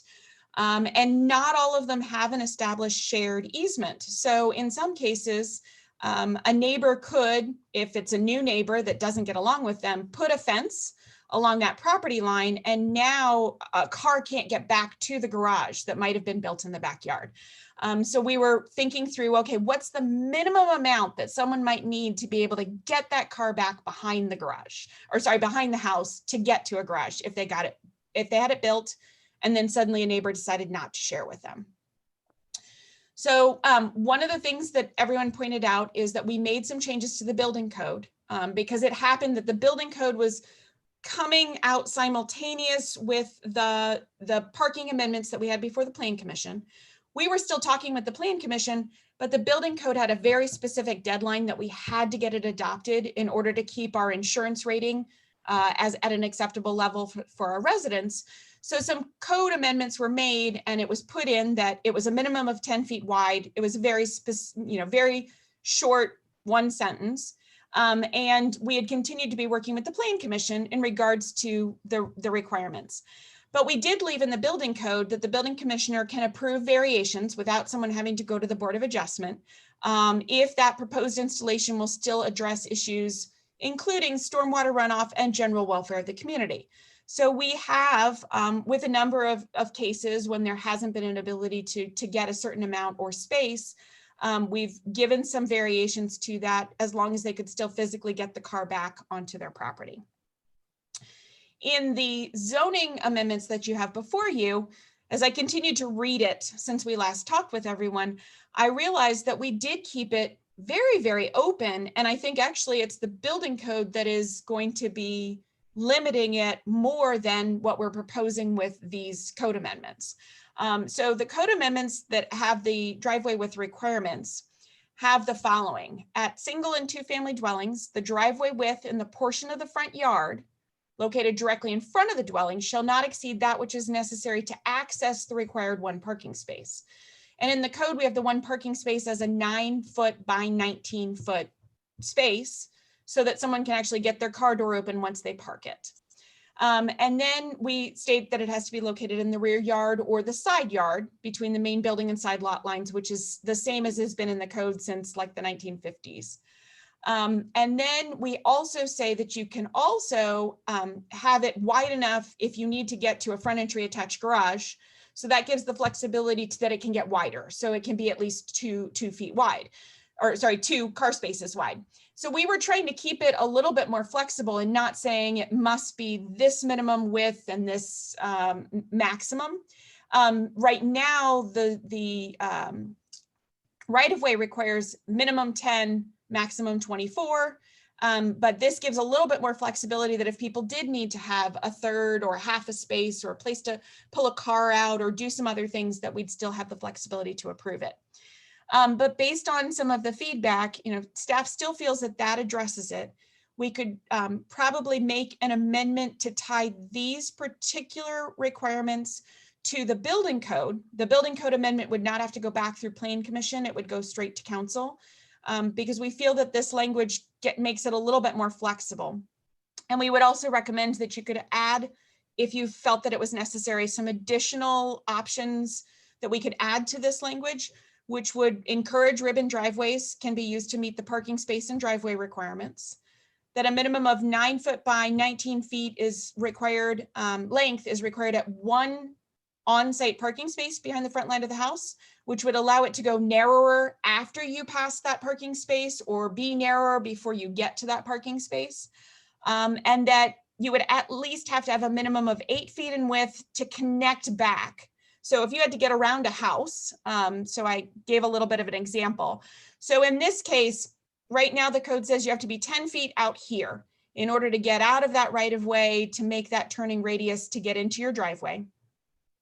We would require that you're 9 feet wide for that 1 parking space in order to get in and out of your car, be able to not, claim that you have a parking space, but you can't actually park there because once you park, you can't open your car door because your house blocks your ability to get out. And that at least for this portion where you're next to a house, that you at least have the 8 feet. And again, this is only if someone's building a brand new garage in the back, that you'd at least have 8 feet, because you need to be able to get that car past the house and past someone's fence and other things. And then you'd have the flexibility to have a ribbon driveway. You'd have the flexibility to do grass pavers, pervious pavers. You'd have a lot of the other flexibilities while still meeting that 1 parking space, which seems to have held well, while still keeping the 10-foot right of way, and then having some flexibility to get past the house. So those were some staff recommendations. I don't know if you want to stop here and ask some questions about this before we get to the commercial signage or not. I think there's a lot here to absorb. I would like to have enough time to be able to read through this and understand it before I would pass on. I had not made any particular drafted any code amendments. I assumed you might want to keep it open and think a little bit more about what the implications were. I think that's right. Mayor, we do have 2 comments that Jen will read into the record. Okay. When you're at that point. Okay. Are they pertaining to this or? They are. Okay. Mara, how much more did you want to cover before we end up with the comments? There's just one other item. So there were 2 key go items. ahead. Okay, I'll go through the next one. So there was a question regarding commercial signs on vehicles and the possibility that the section that's outlined in yellow be stricken from the code, which would be that when stored on premises, all commercial signage on the vehicle exterior shall be removed or concealed, and all equipment or other indicators that the vehicle is used for commercial purposes removed. This was tying back to some of our code sections in regards to people having vehicles that are staying in the front yard with signage on them and are there overnight. So if that was removed from the section, there were just a couple concerns about how it would potentially tie back.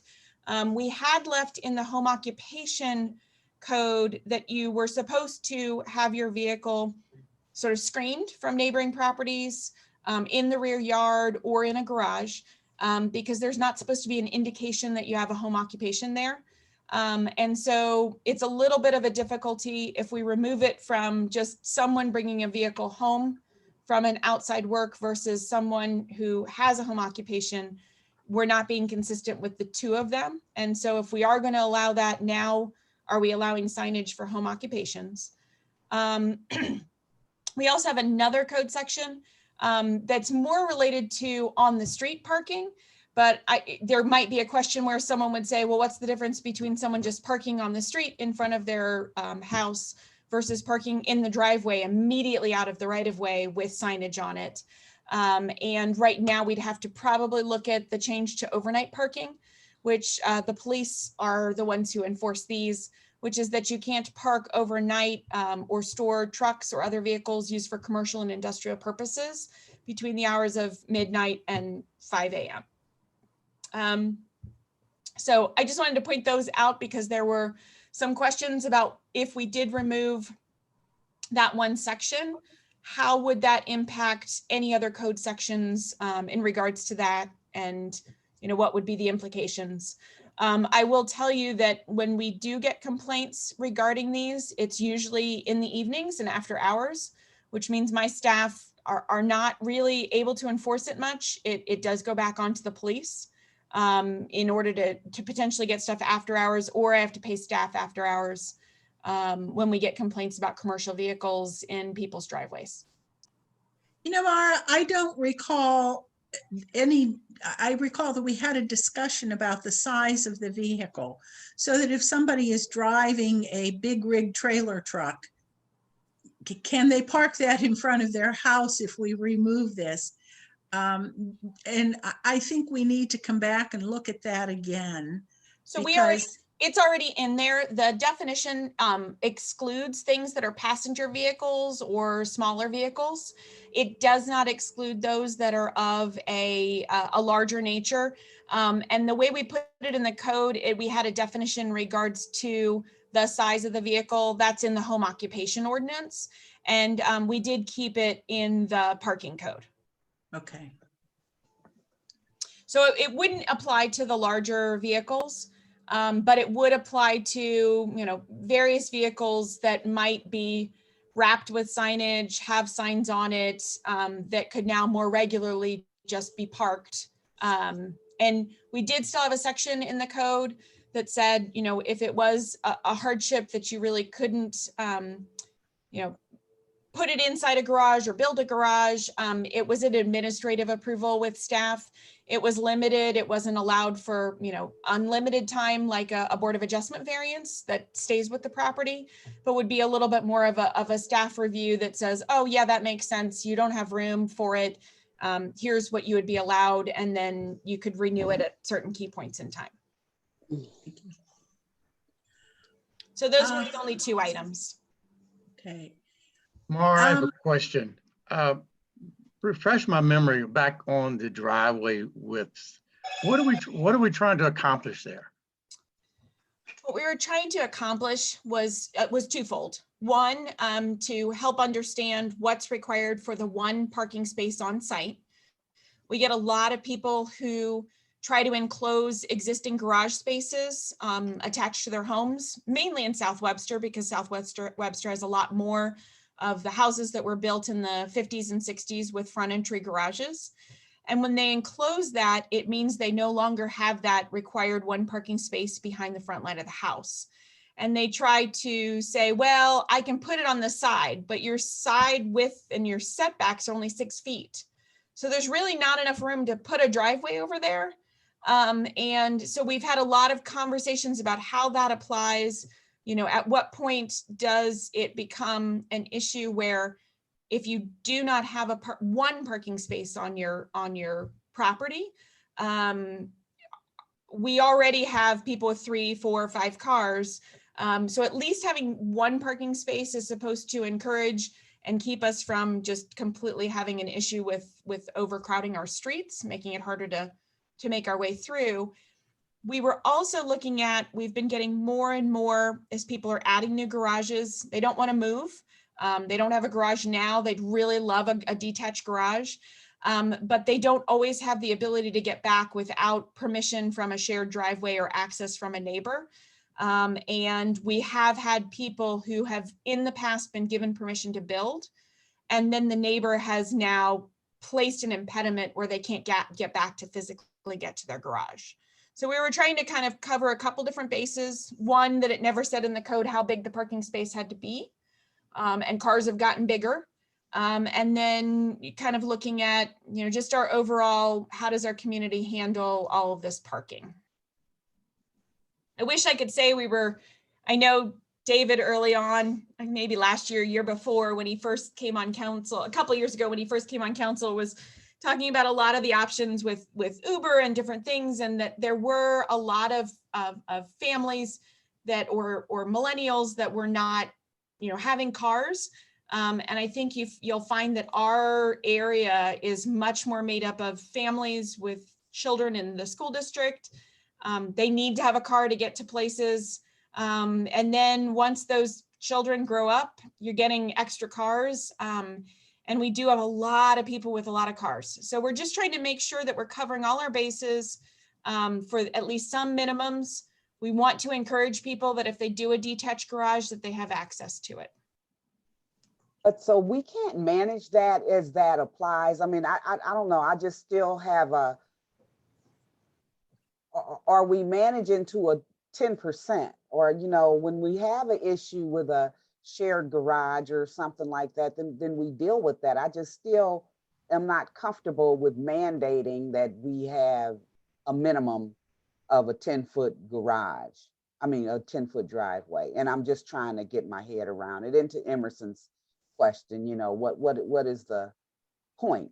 I mean, what are we trying to accomplish? And are we managing to a minimum? So I had put in some additional options that if we wanted to go to an absolute minimum, we would recommend going to 8 feet along the side of the house because of the width of cars today, being able to get a car to stay on its own property and not get on a neighbor's property, that they'd at least have a minimum of 8, and that the minimum parking space would be 9 feet. So we would recommend those 2 items, and then the driveway could get smaller either before or after. We don't usually get a lot of that. We usually get people who want really wide driveways. We were also trying to manage, we're getting a lot more where people want to pave most of their front yard and just basically make a parking lot in their front yard. We get lots of neighbor concerns when those start being built. So we're trying to cover both aspects. Okay. Let's see what we can do to try to bring some control around this, because you have other pieces in here that I'm curious about. There are pieces in here about ancillary parking. What is that? Do we have anything about pervious versus impervious pavements in terms of parking standards? How much concrete that we allow or disallow? I mean, those are all pieces that I don't know whether they're in these parking standards or not. I mean, I was gonna bring up that if we're talking about dimensions of parking spaces and driveways, that, you know, we really should include the material conversation as well. And I know when we adopted the new code in December, we eliminated the possibility of gravel driveways for new driveways. And it just seems like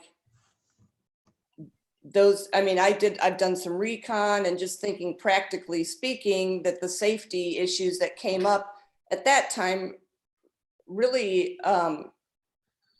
don't exist so much, because there's a sidewalk and then there's a curb cut that's typically maybe a concrete material. And so it just seems like we, you know, should look back at that building code on the material, meaning gravel, because we already have the others available in addition to this section. We did make changes to the gravel. As long as it's engineered, you have to have an engineered surface. So you have to have something that it sits within. And most people, when they come to us for a gravel driveway, they don't want to engineer it. They just want to have gravel poured down. But so are you saying basically, you know, you're going to need to go with, you need to have it 6 inch deep. You need to have upper and all of that. So you have to have dimensions. Yeah. I mean, why would engineering gravel be any difficult than casting concrete? You know, I mean, it's the same effort and planning and everything else, but it's a different aesthetic. It is, you know, the most pervious, the least amount of runoff. And if their driveway fits the grade requirement and the maintenance requirement, it seems like that should be an option. Right. And again, most people feel that gravel is cheaper, but once they figure out that they have to engineer it, they don't want to do that. They don't want to, I mean, provide. We should need to give them that option. I mean, I don't think we can just like assume that people are not going to want to do that when they find out that they have to have it engineered. But so I'm stating we did put it in there that it could be engineered. We did make that change. So I think you're focusing on something that isn't. I don't remember seeing, I just went back and looked at it today, and I don't remember seeing engineered solutions, but not engineered gravel.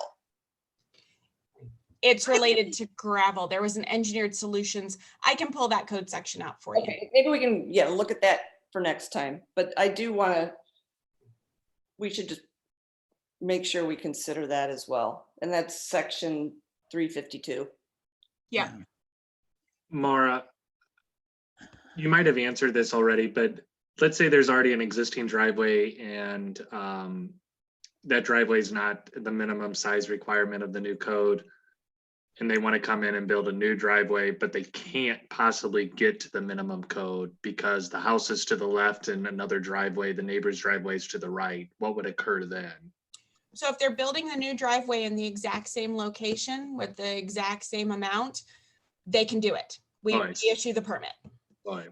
If they are planning to expand it, if they want to go larger in different directions, then we would walk through what their potential options are. When it's something as narrow as, oh, you know, it is almost 8 feet or almost 9 feet, or they're pretty close to it, because the code says that we have that ability to give some variation if it's not going to have issues with stormwater and some other issues. We just move it along and we work with them on that. If it is something very substantial, like it's only 5 feet wide, or they say that they can't get it because of a particular structure issue. We had one recently that couldn't do it. They had a set of stairs coming out from their basement. They went to Board of Adjustment and got a variance, and they were able to do that. So that's the extreme cases, can get variances depending on the lot. But in most cases, we've worked with them in order to figure out what their options are. And we've had everything from, yes, it's so minor, it's 6 inches here, or, you know, 8 inches here, and here's a foot over here. Oh, we'll work around that. And we've been able to work those through, especially when they're not doing major extensions. And then in a few other cases, they've just gone and gotten a easement recorded for like a foot of shared space between them and a neighbor, sometimes just for the overhang of their car, just to be safe so that vehicles coming back don't hit their house. So, I mean, the Board of Adjustment's always available to anyone in the event that they don't want to meet the new code. And then there's 2 administrative sections. There's one in the building code that gives the building commissioner the ability to give some variation from the code requirements set above. And then we've also put a variation in this code too. Well, it seems to me that seems like a reasonable solution then, especially, I mean, it seems like, you know I criticize sometimes our architectural review board process, not the members, but the process, but it seems to me that we leave it up to the experts in that. Why can't we leave it up to quote unquote the experts at the Board of Adjustment to determine the variance and whether it's necessary and appropriate? I think you can do that. I think what's happening though is that we have had now a rather lengthy discussion about driveways, concrete pavement. And I don't know whether all of this gets tied into this particular parking development standards, because I really don't know what ancillary parking is that is part of these changes. Is that like another garage in the back? Is that concrete pads? Are you meaning the accessory parking? Accessory parking, yes. So accessory parking's been in the code probably since at least. What is that?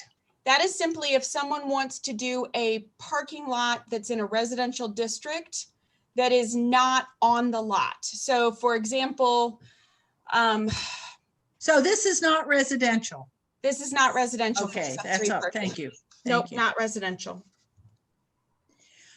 But to the broader question, there is nothing in our code right now, maybe there is, I'd like to know, that says that I can't cover my backyard in concrete. Right. And call it a patio. That's been a long-standing debate with my staff and I for years, because some communities are very particular and talk about what the total impervious is for the entire lot. Ours simply is impervious when it comes to physical structures. We have never had in our code something that says you cannot cover, you can not have more than 30% of your rear yard as an accessory structure, which would mean your garage and some other things with those limitations. And there's a limitation on the total footprint of all structures, a garage, a house, and other things that are But we have never had, and some communities do, and a lot of communities don't. We've never had an overall impervious number for the entire lot.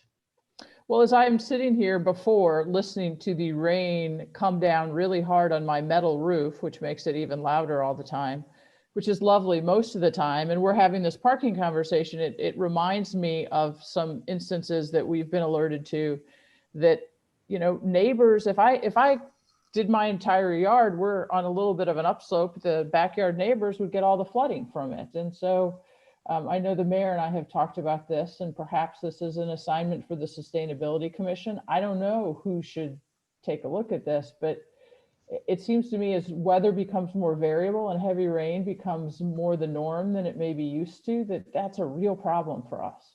So then that ties to a totally different code. That would tie to both our Okay. land disturbance code and our stormwater code, chapters 81 and 82.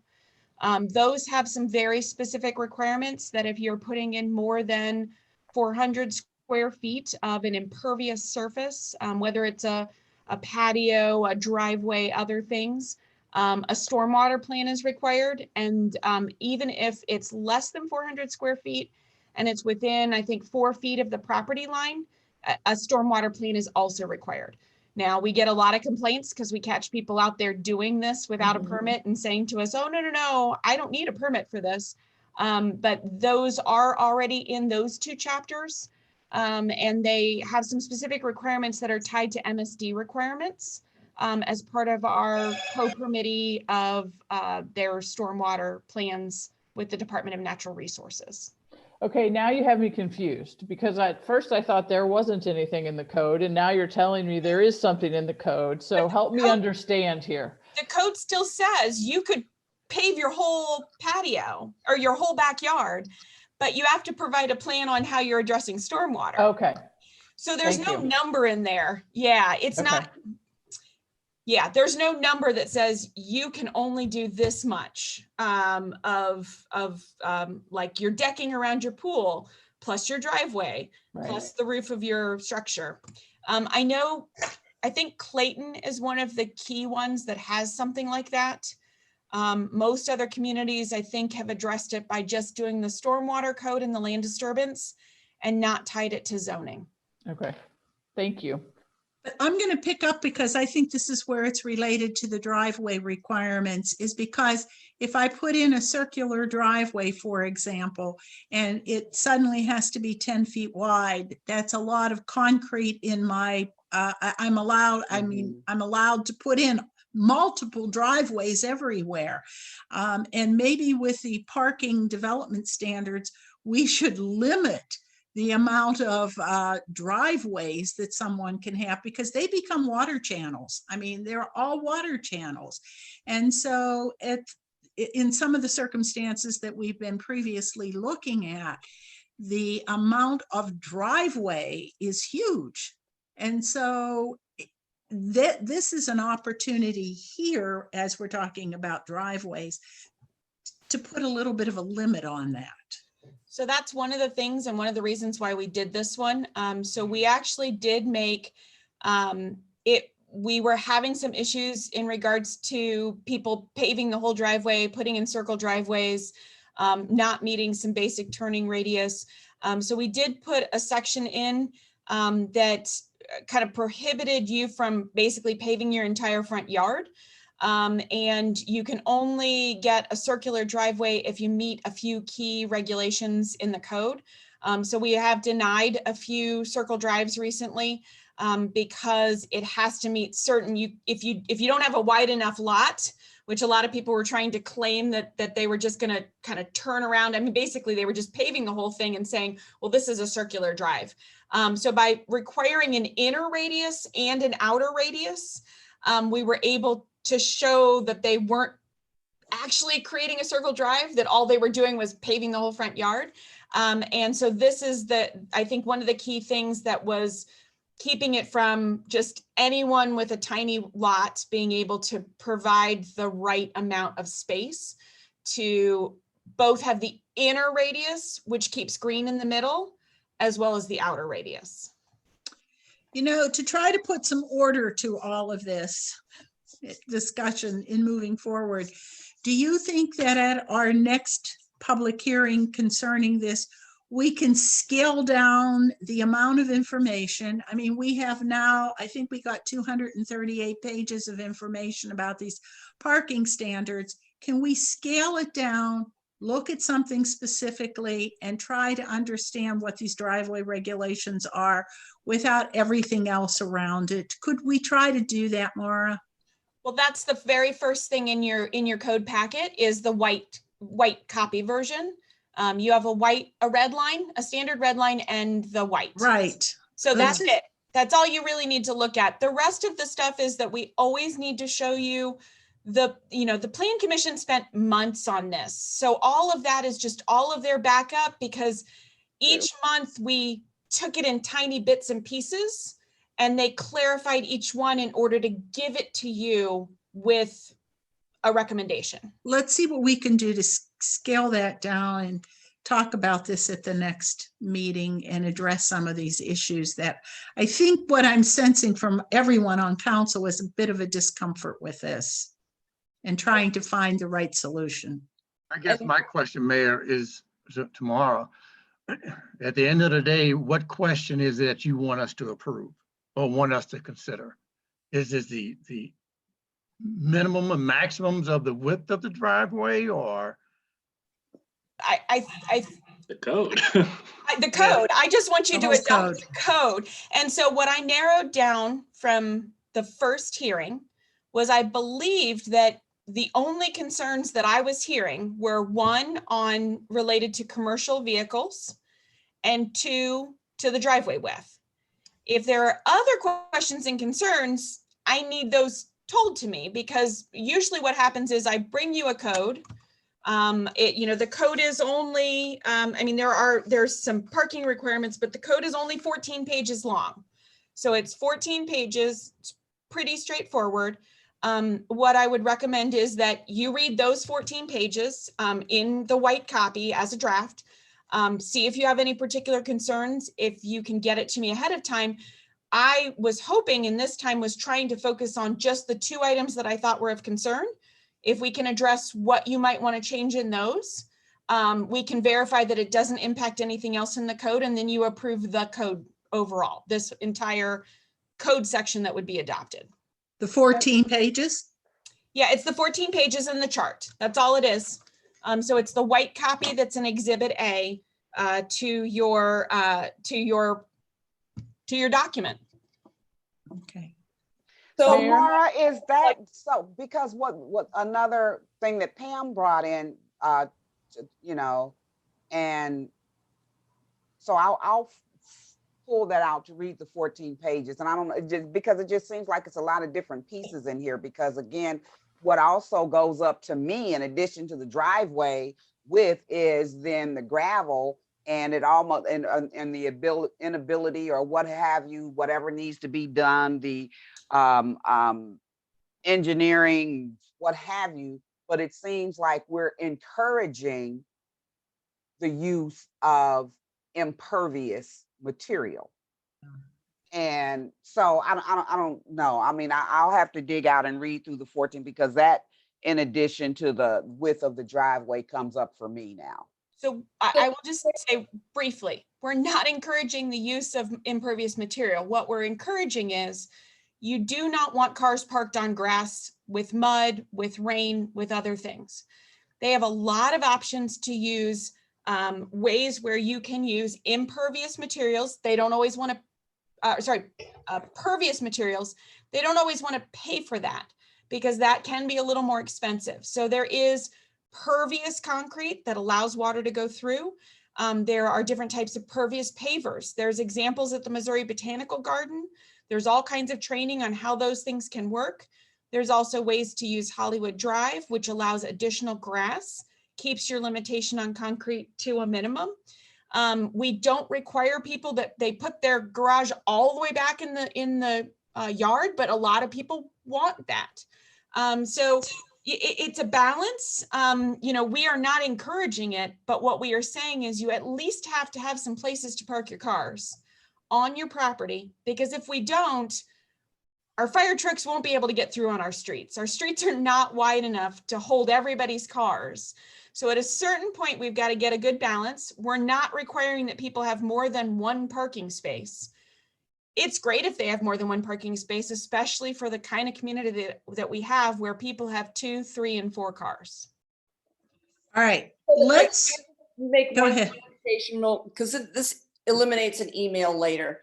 The clarification, Mara, that I was saying was that in the code from December, it says we cannot add new gravel driveways, new engineered driveways. And so that would affect the section of this one as well. So it's, we could look at what, if you can clarify what you want in this zoning code, we can then come back and make changes to the building code for those couple sections based on what you want to do with this. okay, so I know the 2 sections and I'll just talk to you about it later.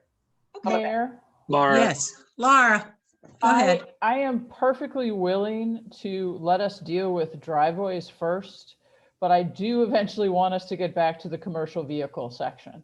Yes. But I'm happy to wait my turn. All right. Laura, can you remind me how this all started? Like why we're here on the third time? We're here. Commercial, oh, Mara. Okay. I thought you said Laura. I'm like, I don't know what I'm supposed to explain, David. We're here. So our zoning ordinance written in 1956. So since I've been here, which is going on 8.5 years, as we started, after my first year or 2, we started tackling different sections of the zoning ordinance. We started with the single family residential. We added the major educational campus.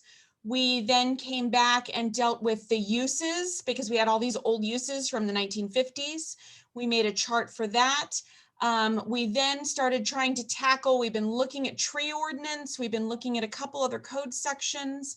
And our latest one is that because we made a whole series of changes to the uses, we thought it would be important to tackle parking, because every time I used to make a plan commission report or a city council report, we would say, well, our code doesn't really address this use and what type of parking it needs. So we would always reference county. So over and over, we were referencing someone else's code that wasn't ours. And it was a little problematic. So our next thing that we tackled, in addition to Airbnbs, short-term rentals, as well as home occupations, our next one was parking. So we brought it up with the Plan Commission. I think we spent 7 to 8 months with the Plan Commission, kind of tackled it piece by piece, talked through what their thoughts were. They, thought through and looked at examples. And then this is, it should have come to you in April, right after it went to Plan Commission, and it just didn't. And so it kind of floundered for a little while till it got back to you. I mean, that makes perfect sense. And I guess what I'm missing something, I feel like, because I'm still a little confused as to why the 10-foot driveway or the 9-foot driveway. Well, that was that was the purpose of my question. It looked like that's where we started at with the 8-foot, 10-foot driveway. So that's why I was trying to narrow down what is it that we're trying to answer. Yeah. That was the original discussion of 8-foot driveway versus a 10-foot. Well, and the only reason why it was the original discussion is this entire code came to you. And we had one property who had an issue, and they brought it up, and we had talked through what their options were, and they didn't agree with the options that we gave. And we gave them some options that they could, work with staff, they could get a shared easement, they could go to the Board of Adjustment. And then that sort of, I think, ballooned out into pulling apart. And at the same time, we hadn't brought this to you yet. We would have had this to you months and months before the one issue even came up. And we probably could have hashed these things out before we had to apply it. So we just didn't have time. They were supposed to come to you simultaneously, and COVID threw some things off. So you should have had this a long time ago. It would have come all together. We would have resolved it and addressed it, and we wouldn't have been trying to gerrymander different little elements of people's projects through these last few months. So regardless of that, we should keep that out of our mind. Somebody want an 8-foot versus a 10-foot and just look at your recommendations as it stands. Look at the recommendations, see how we've written the recommendations. If we need to go back and make changes to the building code because we did it in error as we were trying to move them both through simultaneously and didn't have the way to do it, again, due to our limitations, this is the one that went through a lot of review by Plan Commission. They really were very careful in their thoughts. And I think Pam can attest to how long we spent on this. And so that's why you have 200+ pages in there, is because we kept hashing it out bit by bit. So if you could read just these 14 pages in the chart, I mean, they spent, I think, a couple meetings just on the charts. But if you would review this, I think you'll see that it's really trying to encourage bike parking use, encourage, to reduce parking lot numbers.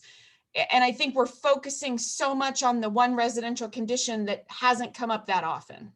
And again, that's what I remember. So just focus on your 14 pages. We should. Yes, let's. The 10-foot came from the county, correct? So that's, you started with guidelines that were in place. The 10-foot came from the county and from our public works requirements. And it kind of got whittled and customized to what we have right now in front of you guys. That's correct. But Mara, the 8 and 9 foot that we talked about, that's not in the 14 pages, right? That's what you just suggested as an option tonight. I was suggesting that as an option tonight because everyone has been very concerned about the 10 feet. And I would like to say that, if you're not going to agree with the 10-foot, that if we're going to go in another direction, just leaving it as a blank number or as a nothing is where the problem comes. We have to have at least some sort of minimum that someone's car can stay on their own property and not drive on someone else's property to get back to something. And so using all those standards of how wide a car really is are pretty important. Can we have this sent to us before we get too close to the next meeting so that we can, as you said, Mayor, digest a little bit more of this?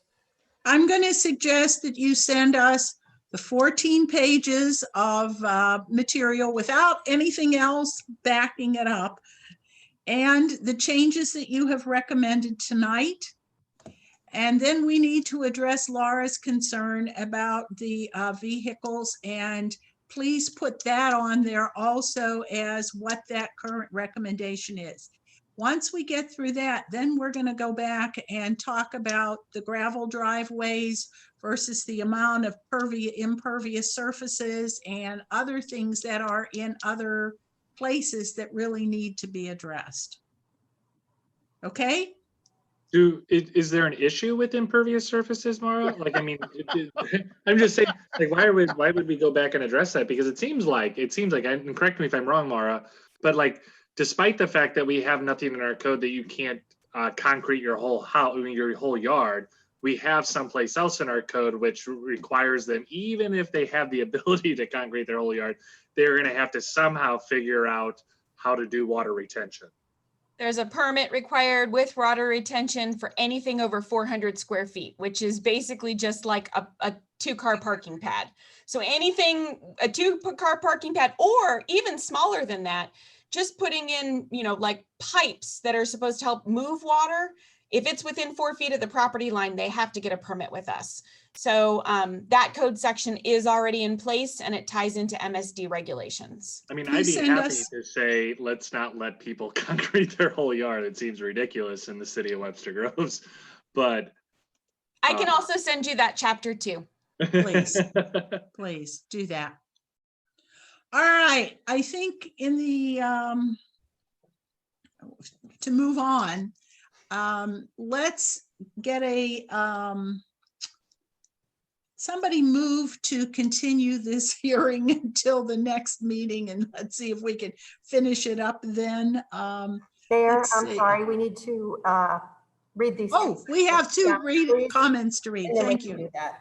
All right, go ahead, Jen.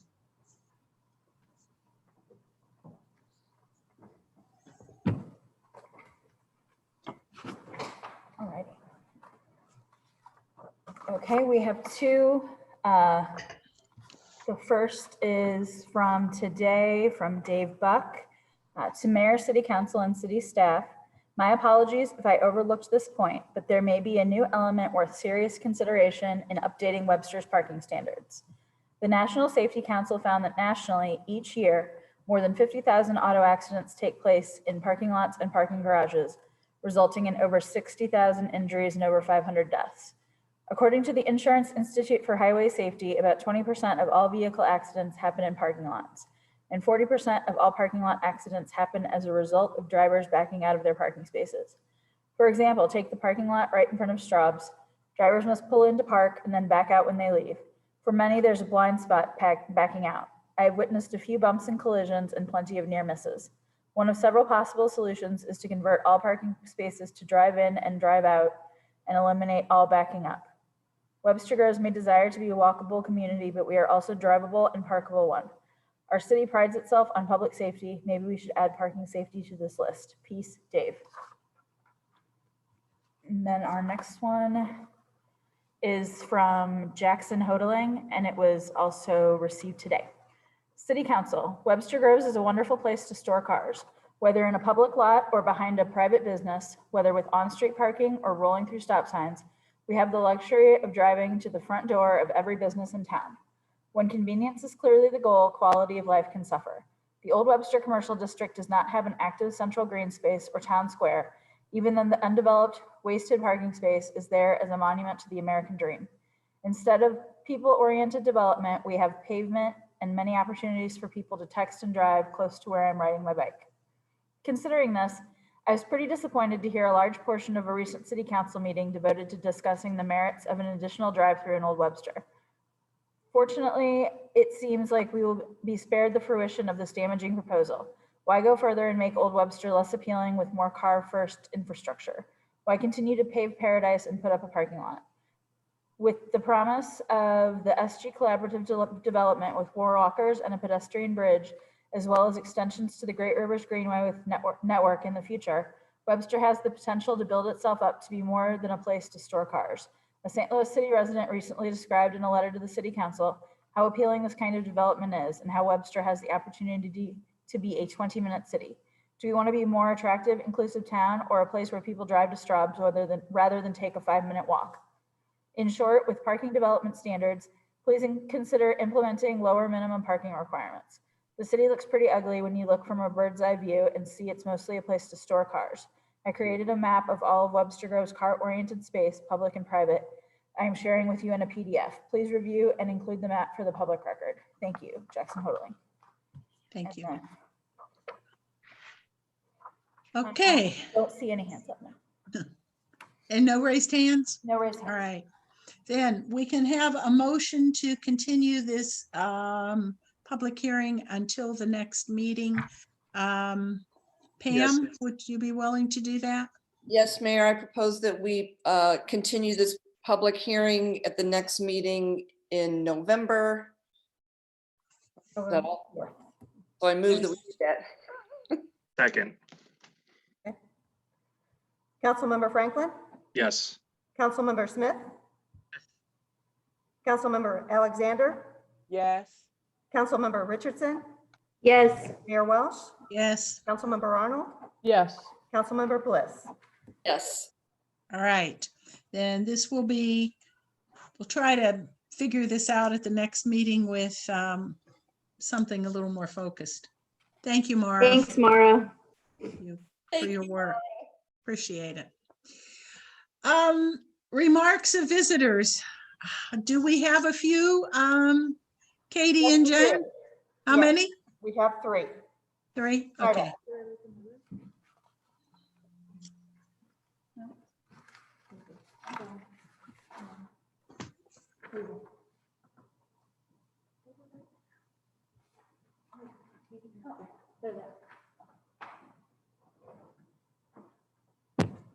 Sorry. All right. Okay, our first remarks to visitors is from Dave Buck, received on the 19th.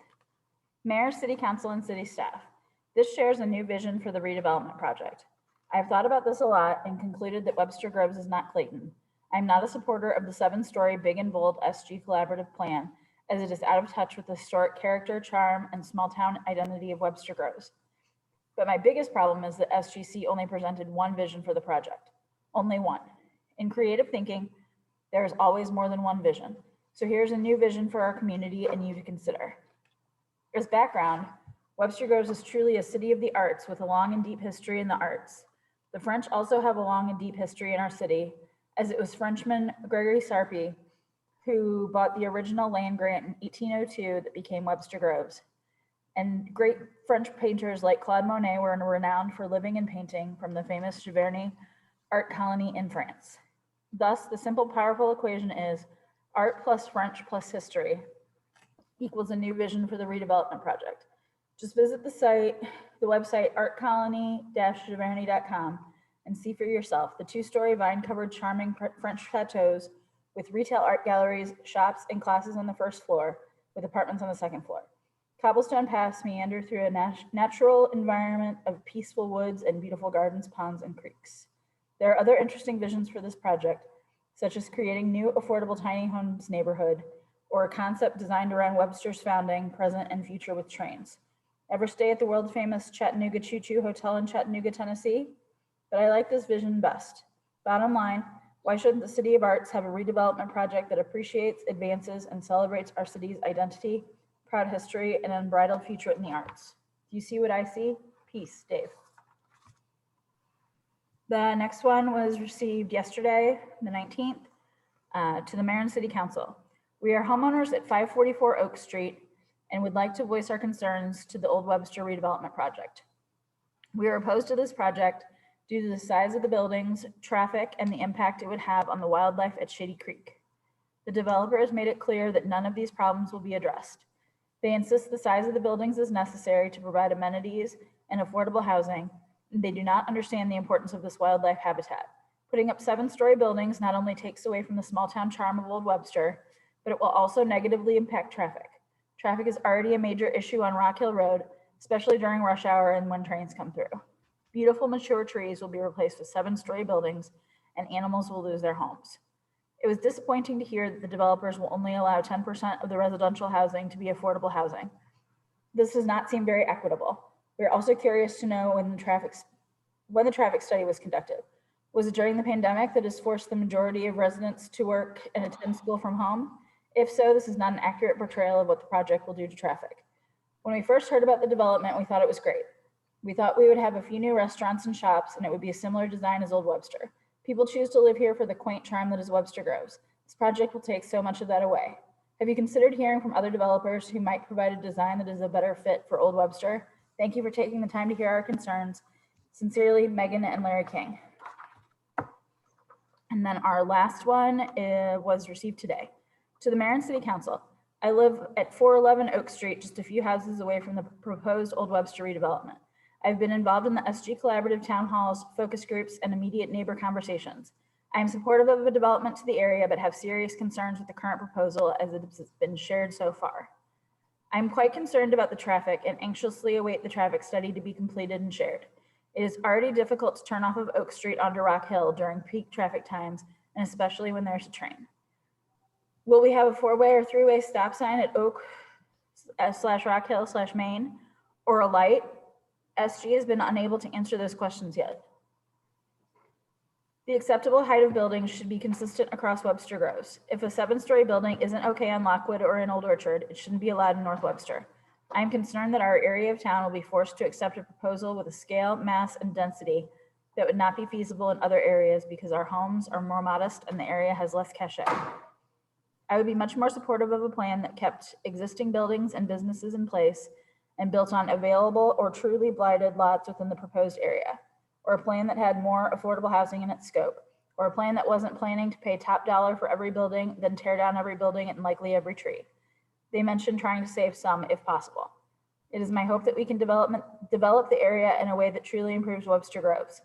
I am not interested in holding up progress or stopping any change or development, and I do not believe that the current proposal is in all of our best interest. Sincerely, Emily Hickson Shepherd. Thank you, Jen. That's all we have. Appreciate Do we have any hands? Is there anybody? Nope. I don't see any. No. All right. Okay, no hands up, then we can move on. We're going to move on to Bill 9133. Emerson, could you call for the reading of 9133, please? Yes, Mayor, I'd like to call for the third and final reading of Bill 9133 and its subsequent adoption. Second.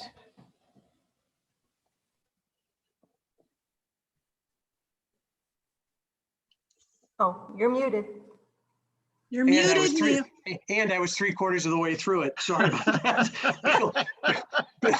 Bill 9133, third reading. An ordinance amending a PC planned commercial district at 23 and 29 West Lockwood on an approximately 0.79 acre tract of land and matters related thereto, and repealing ordinance 9042. Any questions or issues? Call for the vote. Councilmember Smith, Yes. Councilmember Alexander, Yes. Councilmember Richardson, Yes. Mayor Welsh, Yes. Councilmember Arnold, Yes. Councilmember Bliss, Yes. Councilmember Franklin. Yes. All right, 9133 has passed. Councilwoman Richardson, 9134, please. Yes, Mayor, I'd like to call, it's the third reading, is that correct? Okay. Correct. Yes, Mayor, I'd like to call for the third and final reading of Bill number 9134 and call for its subsequent adoption. Second. Bill 9134, third reading. An ordinance of the City of Webster Groves, Missouri, amending Chapter 60, Section 60.680, protective headgear required of operators and passengers of motorcycles. Any questions or issues? Call for the vote. Yes, Mayor. Councilmember Alexander, Yes.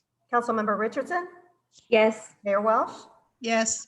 Councilmember Arnold, Yes. Councilmember Bliss, Yes. Councilmember Franklin, Yes. Councilmember Smith. Yes. All right, 9134. Let us know what happens, Neil. I'm going to watch this carefully. I hope you all noticed that I held my nose when I read that. Thank you. Okay, 9134 is passed.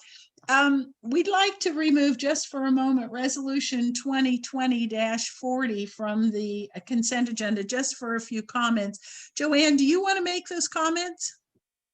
Sure. So we are going to hire, with council approval and the mayor, the agreement with Development Strategies, and they will be doing a few different items for us regarding the redevelopment agreement.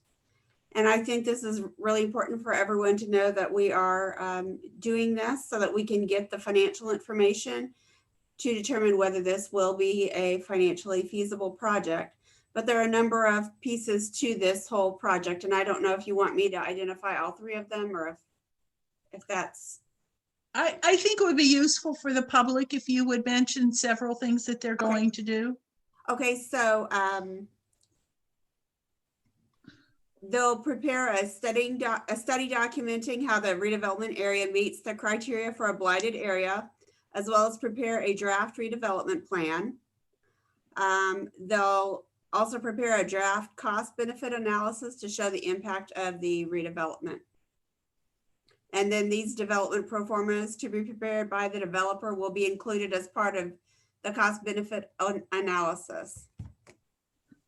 So all of that financial information that we need to go forward to make any sort of decisions that are related to financial incentives and to understand the impact of this project on the city's revenues, costs, et cetera, will be done through this study. So it's a very important piece for us in moving forward. Mayor, with the impact of some of the city services like the police, fire, city works, would that be in a different impact study? I'm hoping that that's part of this study. It should be a part of this. Yeah, because it is a cost to us, whether or not we would need to hire additional firefighters, we would need another ambulance, what the public works issues would be. Those are all things that should be included in this development strategy. Well, I just wanted to make sure the breadth of that impact. Thank you. Yeah, thank you And for just that. so you know, initially, when PGAV was working for SG Collaborative in the very beginning, those were certain questions that they answered or they asked both Mara and I to provide information for, in addition to some other information. I have Does that also include, sorry, Laura, go ahead. No, go ahead. Does that also include impact to the school district, or will they have to do their own study? How does that go? It will be revealed in there. It'll be covered in that project paper that they'll prepare. Okay, thanks. Laura, did you have a question? I have a question. After you, Pam. Go ahead, Pam. I just wanted to double check. I remember seeing the scope was studying the neighboring taxing district. So I just wanted to double check. Are they not going to be considering the other two business districts and their impact on those as well? So go ahead. No, go ahead, Neil. No, my understanding is that they do. They do look at those impacts. Okay, they're going to look at everything. Okay. Yes. Yeah, I think it's pretty comprehensive. They will consider.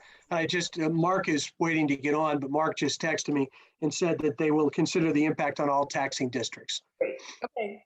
He also indicated that usually as they're preparing this plan, that the developer, that the consultant will actually communicate with the police chief and the fire chief and ask them to give estimates of what they would have to do given certain project contingencies. And they use that because they're in the best place to make decisions about these things. They then use that as part of their plan, but it will be addressed, Emerson. Laura, you had a question? I just wanted to make sure that we're clear with the people listening in that this is going to give us information we need to make an evaluation, that this isn't any statement of approval for something that has been decided. Thank you for clarifying that. And I have a question that, and I hope I'm asking this correctly, but so will this also give us information out? I know one of the primary concerns that we hear repeatedly is the concern with the density. And so will this allow us to have independent information from, I'm sorry, I forgot their names. Anyway, that's representing us. It's doing this to help us look at the financials. Will this allow them to let us know what the cost, benefit, or difference would be for something with less density? I mean, will they be able to answer questions like that? Because I know a lot of the big questions are, it's too much density, and the developer's saying, I mean, it's too dense. The developers are saying we can't, it's not financially feasible without doing that. Will this give us options of if we did something different that was less dense, that was 5 stories instead of 8, the financial feasibility of doing that? Is that the type of information that we would get from this? So the text that I got from Mark on that, and actually Mark's in the waiting room. Katie, could we add Mark in? Yes. Jen's on it. Just a second. So his answer was they're planners. The people that we're hiring as consultants are planners, and certainly they'll give an opinion on density itself.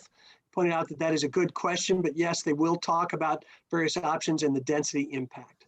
Okay. But I'd rather he give you the details on that. I kind of like this process though.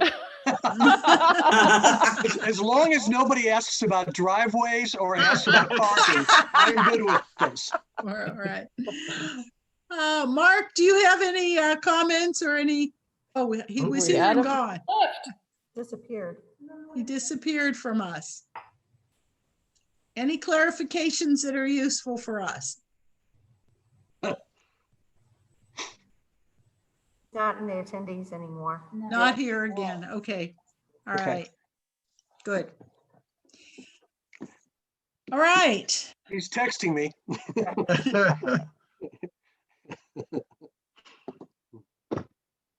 I spoke too soon. I'm sorry. Yes, you did. That's your fault, David. Yeah. Right. He's thinking. I'm sorry. Go ahead, Mayor.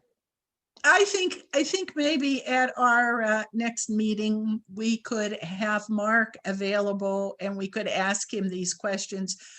before you begin this study so that we're all pretty up to date with what this study is going to encompass. And the council can ask appropriate questions. I think that'll be a good thing. Let's just get them on board now. Yes, ma'am. Okay? Oh, he's back in attendees. Shall we bring him on? I think we'll be all right. We'll bring him on at the next meeting. Let's just get this thing passed. It's important that we have our own financial consultant for these services on board who will represent just us as a city. So that's the important part of this. Okay, given that, Karen, Alexander, could you call for approval of the consent agenda? Yes, Mayor, I would like to call for approval of the consent agenda. Second. It's Laura's job. You know, Frank left. Somebody has to do it. So I mean, I unless think somebody else wants it. You are it. All right. Okay, let's call for the vote. Okay, Councilmember Richardson, Yes. Mayor Welsh, Yes. Councilmember Arnold, Yes. Councilmember Bliss, Yes. Councilmember Franklin, Yes. Councilmember Smith, Yes. Councilmember Alexander. Yes. Good. The consent agenda has been approved and those poor people in Public Works are finally going to get a new stump grinder. If you've read any of this, you will know that stump grinder is so ancient, it'll be a good thing for them to have a new piece of equipment. All right, we need to go into executive closed session and tell me, Neil, is it number one, the communications, or is it the negotiated contract? It's both. Both. All right, so I need one council person into practice. Laura does this all the time. All right, Laura, I don't see anybody wanting to. I mean, you're laughing at me for seconding and nobody's volunteering. Come on, people. Nobody's volunteering. Yes, Mayor, I would like to call for an executive closed session regarding attorney-client privileged communications, Missouri Statute 610.021, open paren 1, close paren, and number 4, negotiated contract, Missouri Statute 610.021, open paren 12, close paren. See, it's not hard when you have the cheat sheet that Katie provides for you. She sends me a list of all my exhibits. I want you all to know that I get a script from Katie that she always titles, "Please read." Before we take the vote, I'm going to say Christmas is coming and Katie helps us, okay? All right. Yes, indeed. Katie Yes, and Jen. I need a Christmas second list. motion, please. Second. Mayor Welsh, Yes. Councilmember Arnold, Yes. Councilmember Bliss, Yes. Councilmember Franklin, Yes. Mhm. Councilmember Smith, Yes. Councilmember Alexander, Yes. Councilmember Richardson. Yes. All right, we're going to shut down and come back in 5 minutes for a closed session. I don't know about the rest of you, but I think we probably all need at least a 3-minute break, right? All right, shut us off, Katie, and we'll